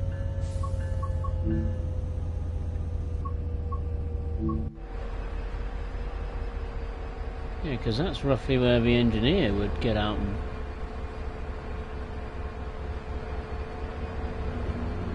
The whole train did fill on the platform, didn't it? Yeah, just about. So I think some of the stop markers are placed incorrectly. Oh my god, we're actually moving. Jesus Christ, what's going on?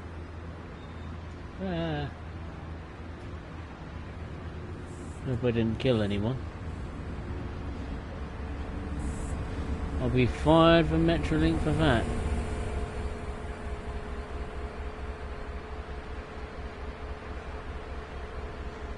People all around coming out of their vehicles. Look at this truck here, that pickup truck. It's camouflaged. Oh dear, they're walking through, people walking through the cars. Oh well, never mind.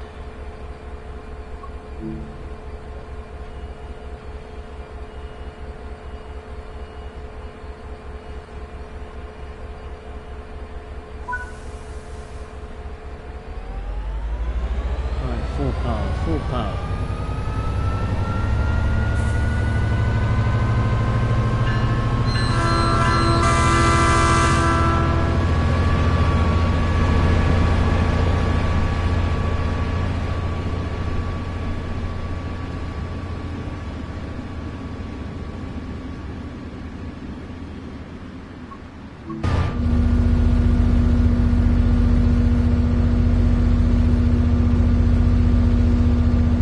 The next station stop is Sun Valley. That is just under 6.5 miles away.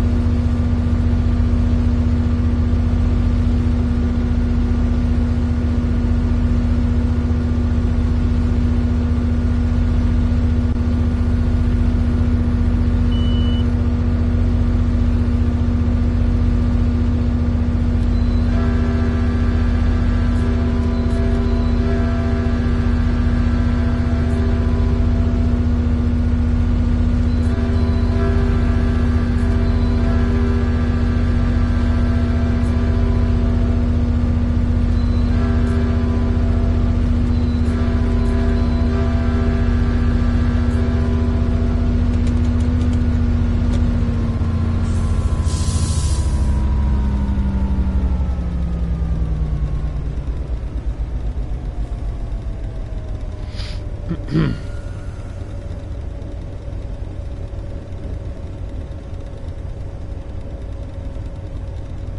hear the rattling as well in the cab.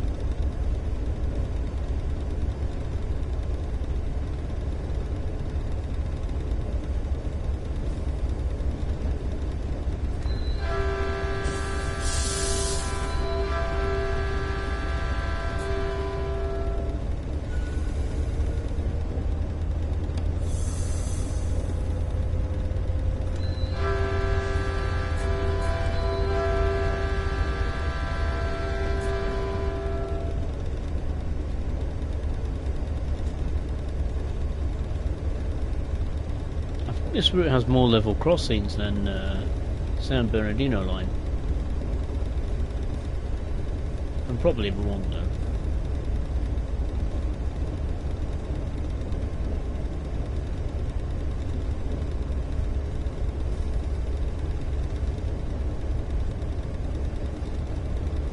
We've got just under 3.5 miles to go to our next stop, Sun Valley.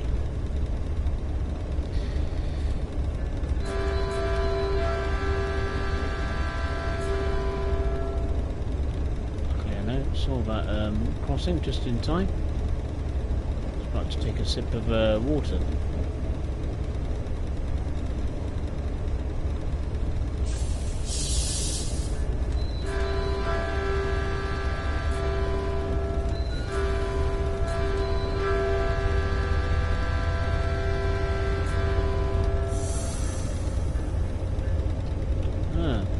For the first time in a very long while, we're on a level flat gradient. Hooray!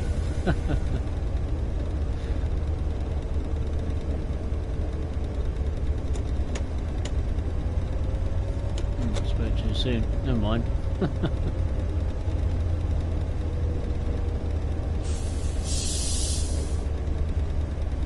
Just have a bit of brake on to control the speed.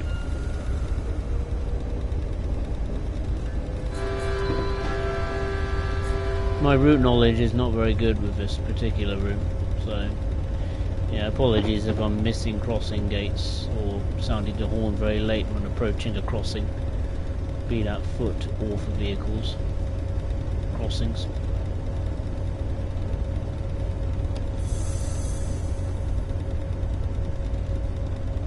Just over a mile to go to Sun Valley.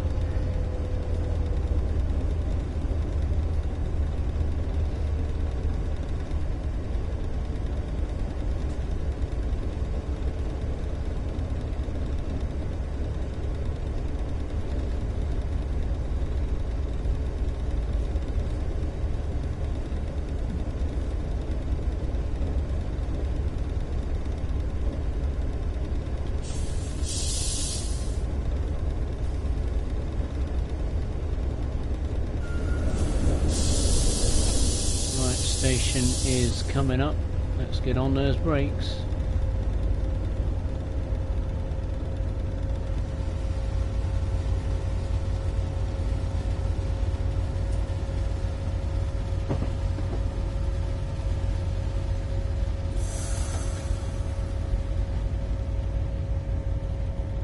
Oh my god, the station's right there.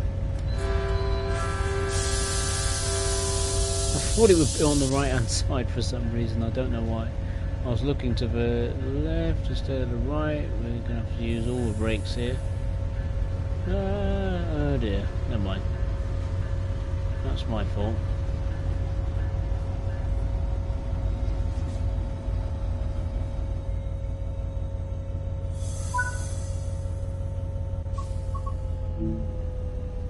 Yeah, I screwed that one up pretty badly. Yeah, looks like the people won't be able to get access to, just to the highway? Nah, no way, surely. Blimey, walk out if you dare. Good grief. You think they would have some traffic lights here or something at this, looks to be a junction. This bit of road doesn't look good. That's a shame. Especially as you can see it while sat in the engineer's seat.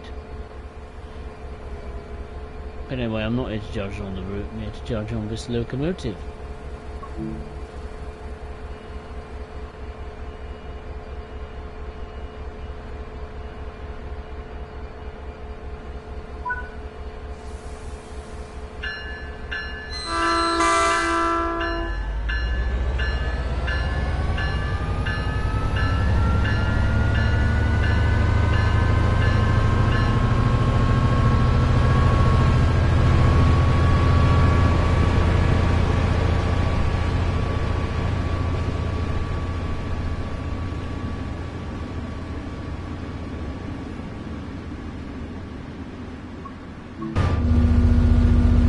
The next station stop is Burbank Airport North, which is just over 1.5 miles away, or exactly 1.5 miles away.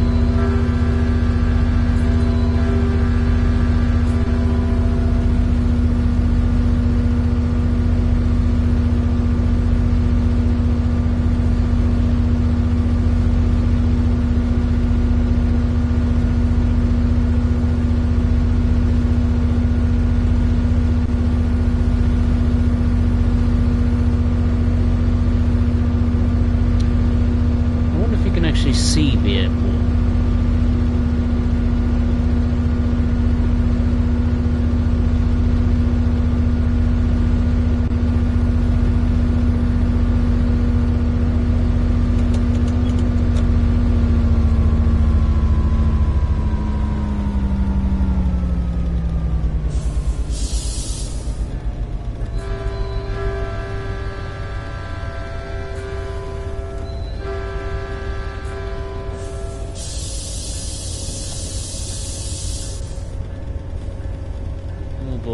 Oh boy, we're gonna have to really start braking here. I do not want to mess it up again.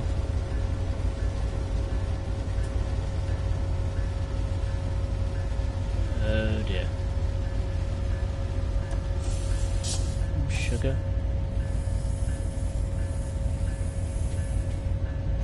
Brake, brake, brake, brake, brake, brake, brake, brake.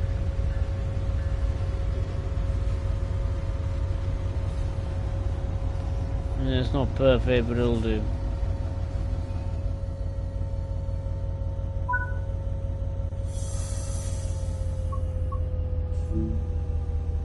Those brake sounds, so good.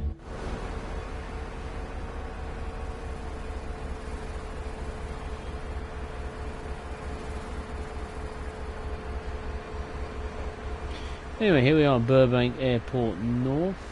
Is that the airport over there? I'm gonna guess as a yes. It's definitely not over there. Oh, it might be. Don't think it's over there. We're going over the road.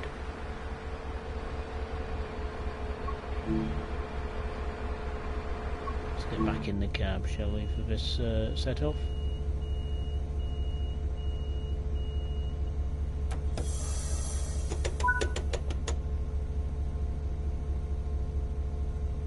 Oh no, have I buggered it up?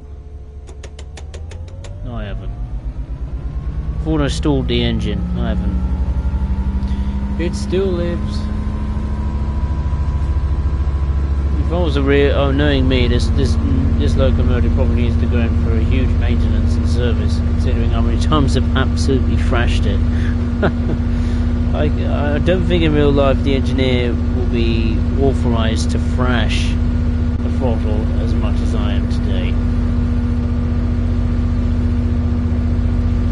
The next station stop is Burbank downtown. It's just over 2.5 miles away.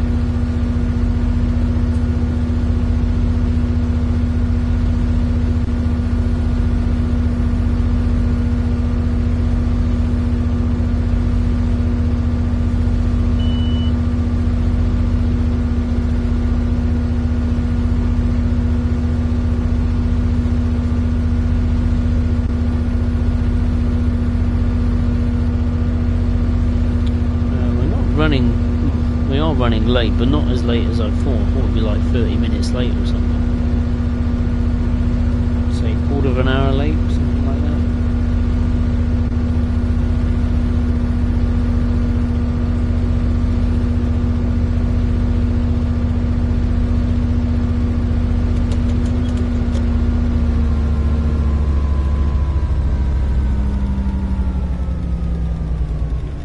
Speed limit of 45 and then 40 coming up shortly.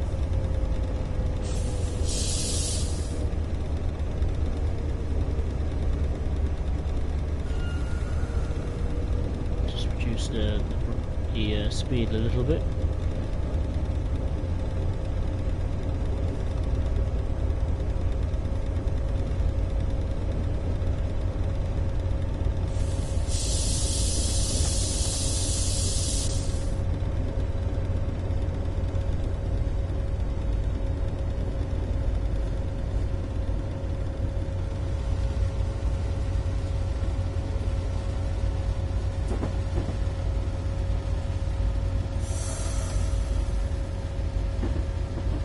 Changing tracks.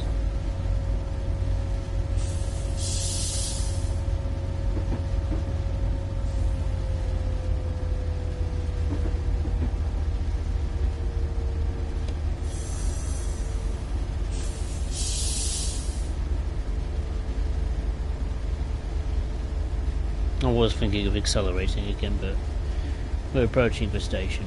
It's right in front of us, so no point.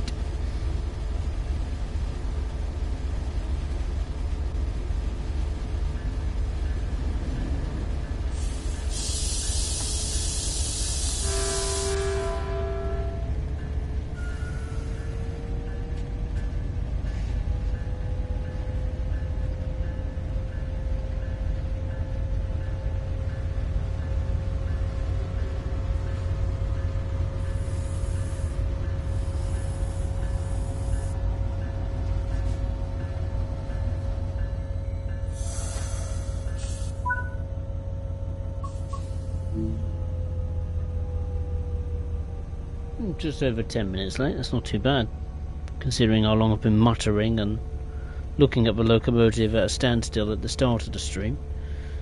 We made up some pretty decent time there.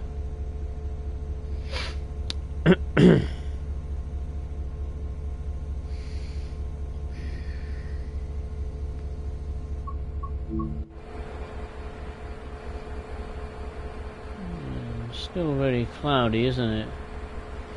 Not much in the way of blue sky and sunshine. I wonder why these crossing gates are here. Oh right, can passengers cross platforms like that? Wow. I suppose there's no other alternative. Oh, there is a bridge over there though, unless that's for cars. And there's no pavement.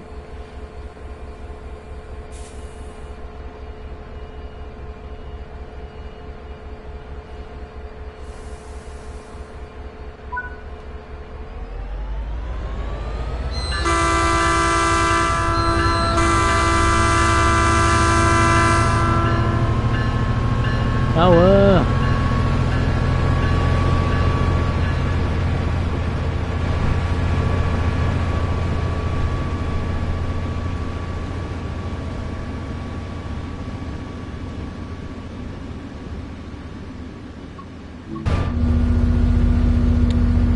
The next station stop is Glendale. It's just over 4.5 miles away.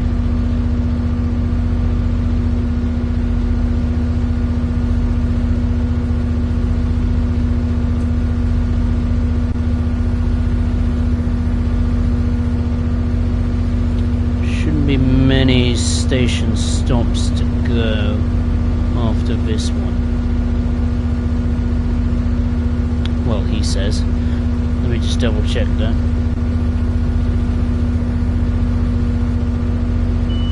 Yeah, after Glendale, we've got only one more to go.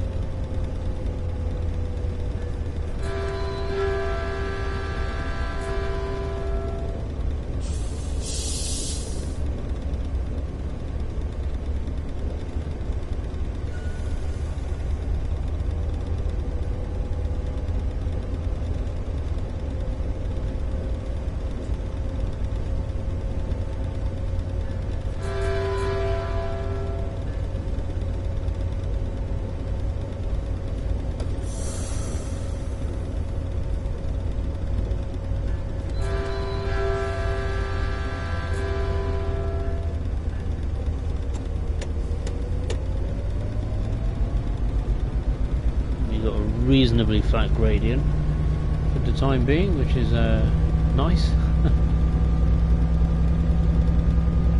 Nice to have some flat grade running for a change.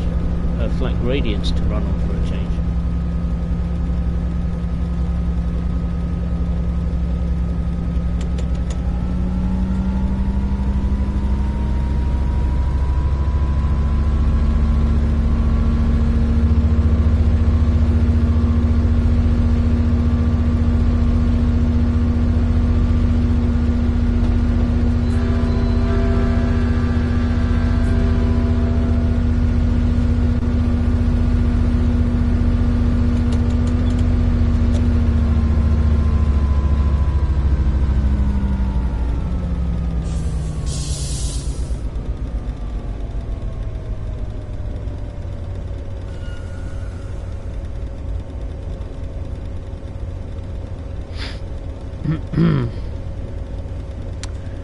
Andrew, you're literally gushing over this train. I wouldn't say gushing over it. If it seems like I am, then I apologise. Yeah, I think it's fair to say that this has been a pleasant surprise for me. Because I was coming into this, thinking, well, Metrolink's content that's been released for Train Sim World has been, very, very solid from Dovetail. Arguably two of the better North American routes for Train Sim World. But I was still like on the fringes of, well, it's Dovetail gonna dovetail, they're gonna mess it up somehow. So the fact that they haven't, and they've actually done what in my view is a really decent job, reproducing this locomotive in Train Sim World, very, very pleased with the outcome. I thought honestly this would be a mixed bag. I thought, well, it may feel big and heavy, but the sounds may not be as good, or the sounds may be good but the physics not so much. But the fact that both sides of the coin, so to speak, are actually pretty decent and good, and I can see why they chose the Antelope Valley line for this to be the primary route for this locomotive, because it certainly gives it a workout. There's no doubt about that. Whatever weather conditions you're going to throw it in, be it rain, sleet, snow, daytime in the dry heat.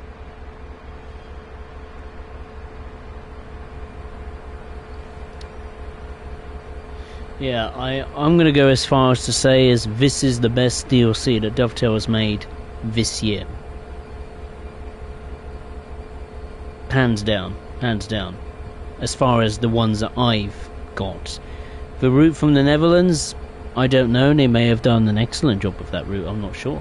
I don't have it and I don't plan to get it because Dutch railways are not my cup of tea.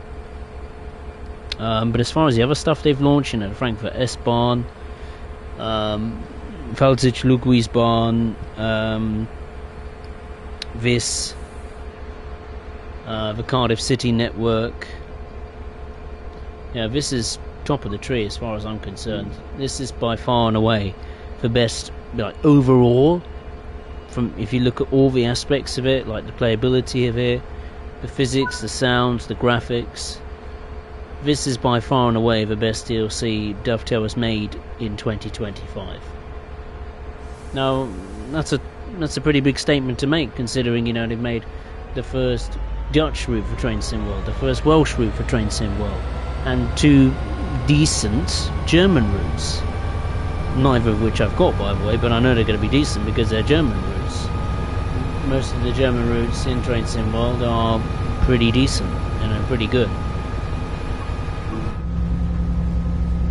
Obviously you could say, well, what about the London Overground North London line, or the Manchester Airport commuter? They are very good deals. They are also very good routes, but they're not made by Dovetail. So that's why I'm saying that this is the best DLC that Dovetail has made this year, or produced this year. And yes, I know it's just a loco add-on and not a full-fledged route, but But because this is a loco add-on, I can judge it purely on what it's like, from the performance characteristics, the character of it, the physics, the sounds, the graphics, the timetable. Yeah.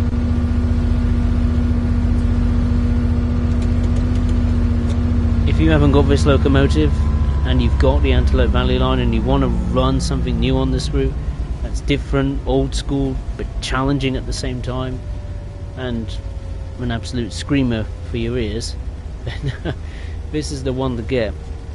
Absolutely, 100%. You need to get this if you want to expand your Metrolink experience. This locomotive will do you just fine. So for once, I could say that this is a Dovetail product that you should definitely check out. Add in the fact as well that not only it is a great challenge to use in Antelope Valley, but you could use it as well on the San Bernardino line, which is also a great product. So that's 2 routes to run it on. Not just 1, 2. And you can't go wrong with that. You really can't.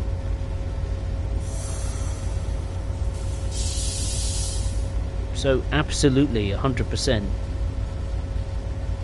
Get this. If you get it on a discount, it's an absolute steal. You're going to have a lot of fun with this. I mean, if I can like it, and I'm a bit of a critic when it comes to Dovetail, you know, and their products and the quality of those products in particular, the fact that I'm, you know, seemingly jumping for joy, so to speak, and really liking this locomotive, then I'm sure you can too.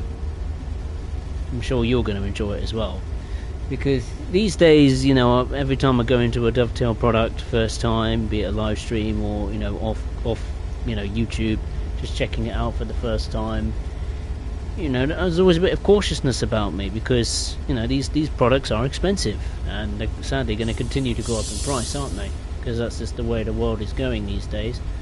And sadly, the quality of big chunk of Dovetail's products in recent years is nowhere near matched up to those standards that you would expect when a product is priced particularly high.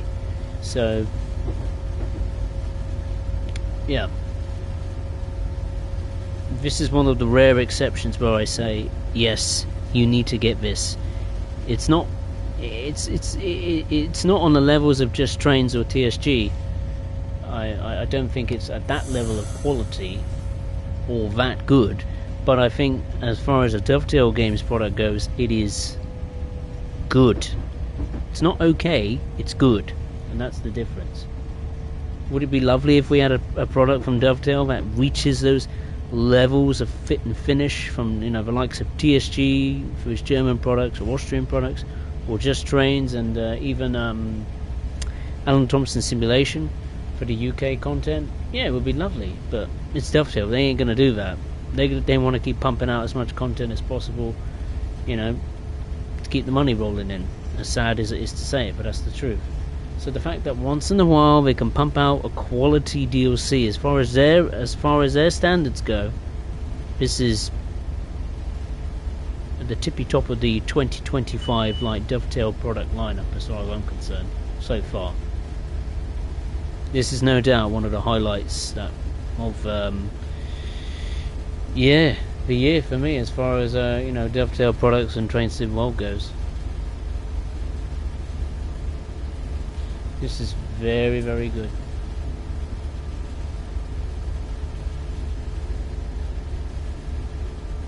Out of 10, I'll give it an 8 out of 10.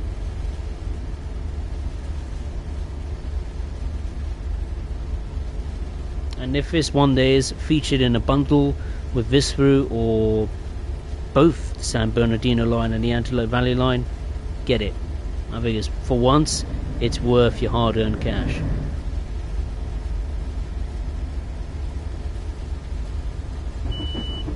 I've been speaking for so long I've forgotten that our next and final stop is Los Angeles Union Station, which is just under 2 miles away.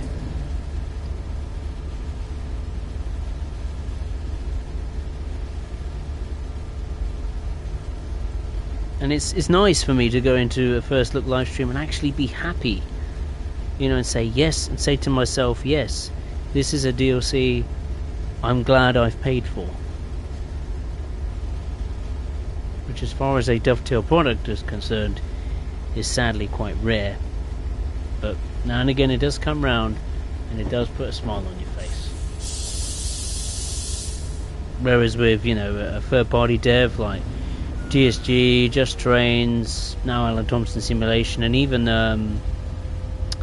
what's the other one called? All Aboard Studios, or All Aboard Trains, or whatever the developer is called, that made the London Overground North London line, which I haven't actually taken a look at yet. Funny enough, I need to do that. Yeah, every time a product comes out from them, you know it's going to be good every single time. With Dovetail, it's a little bit hit and miss. Mostly it's going to be bad and middle of the road, but now and again they do pump out a good DLC, and this is one of them. And it's for a North American route. I mean, North American routes, content, Train Sim and Dovetail, you know, not associated very well as far as quality or good DLCs, good products. So it's nice to have a refreshing change where you pick up this route, this loco add-on in particular, and it's actually a decent experience. So if you're from North America, if you're from the US of A, California, and you haven't played Train Sim 1 for a long time, and you look on the store and you look at this and you think, oh, is it going to be good or not because it's by Dovetail? Absolutely.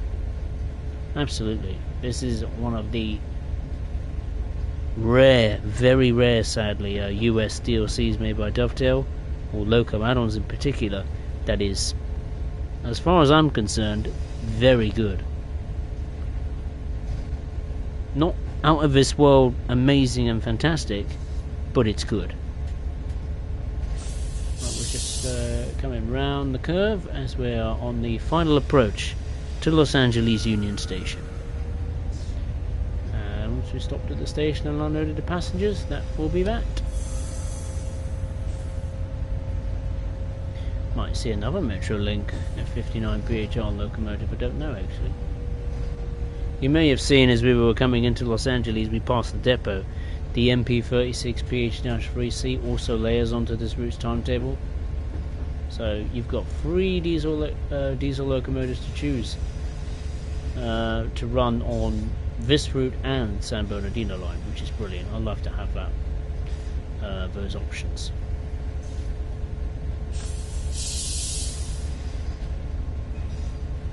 Oh my god, is the speed limit really 1 mile an hour? Oh my god. Surely that's not right. I mean, we'll be at the end, we'll be at a standstill by then. That's beyond the end of the line, surely.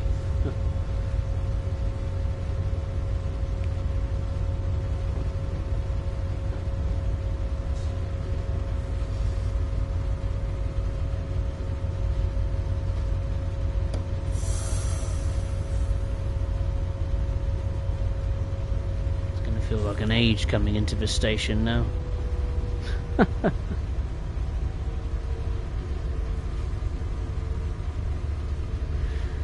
Andrew, on the front of the train, is that a snowplow? I actually don't know, to be honest with you. I really don't know. I guess so, as this locomotive was originally built in Canada, but at the same time I can't be sure.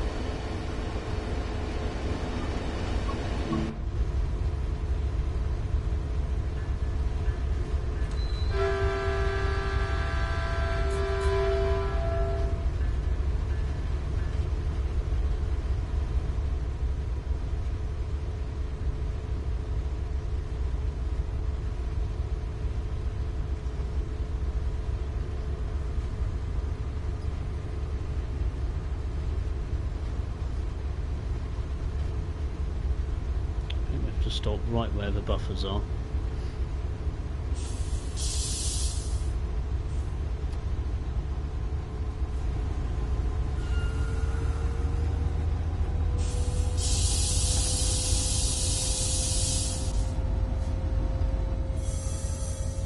And there we are, end of the line at last. Well over 2 hours I think the stream, but you know what? Well worth me time. I'm glad I picked this up. What a nice pleasant surprise. I really enjoyed that, thoroughly enjoyed that. In case you haven't realised. If this is the kind of levels of quality that Dovetail's going to go down, you know, when it comes to Metrolink or North American content in the future, I'm all in for it. I'm all in for it. That's 3 very good pieces of products, American products that they've launched from, you know, Train Sim 3 to now. The Metrolink brand. Antelope Valley line, good. San Bernardino line, good. This DLC, the Metrolink F59PHR, good. All ticks, all green ticks, as far as I'm concerned. But there we are, that concludes this journey. It took me 2 hours and 17 minutes, holy crap. And we stopped at Palmdale, Vincent Grade Acton, Vista Canyon, via Princesa, Santa Clarita, Newhall, Silmer, San Fernando, Sun Valley, Burbank Airport North, Burbank Downtown, Glendale, and finally Los Angeles Union Station. And that will be that. Really enjoyed it. Really enjoyed it. What a pleasant evening.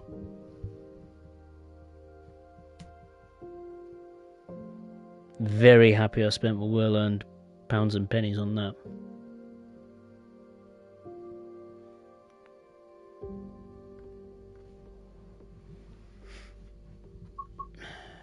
There we are. I think that'll do. My first look at the very good Metrolink F59PHR diesel electric locomotive for the Antelope Valley line and the San Bernardino line. If you'd enjoyed it, make sure to hit the thumbs up button below, and if you are watching for the first time, be it live or on playback, then I'd appreciate it if you would consider subscribing to the channel. The next stream will take place on next Monday, the 11th of August 2025, and we'll be doing another first look at another new locomotive add-on, this time from Just Trains, the Electric Dreams BR Class 86-2 electric locomotive. So hopefully you can join me for then. If not, I'll just like to say once again, thank you very much for watching. Take care.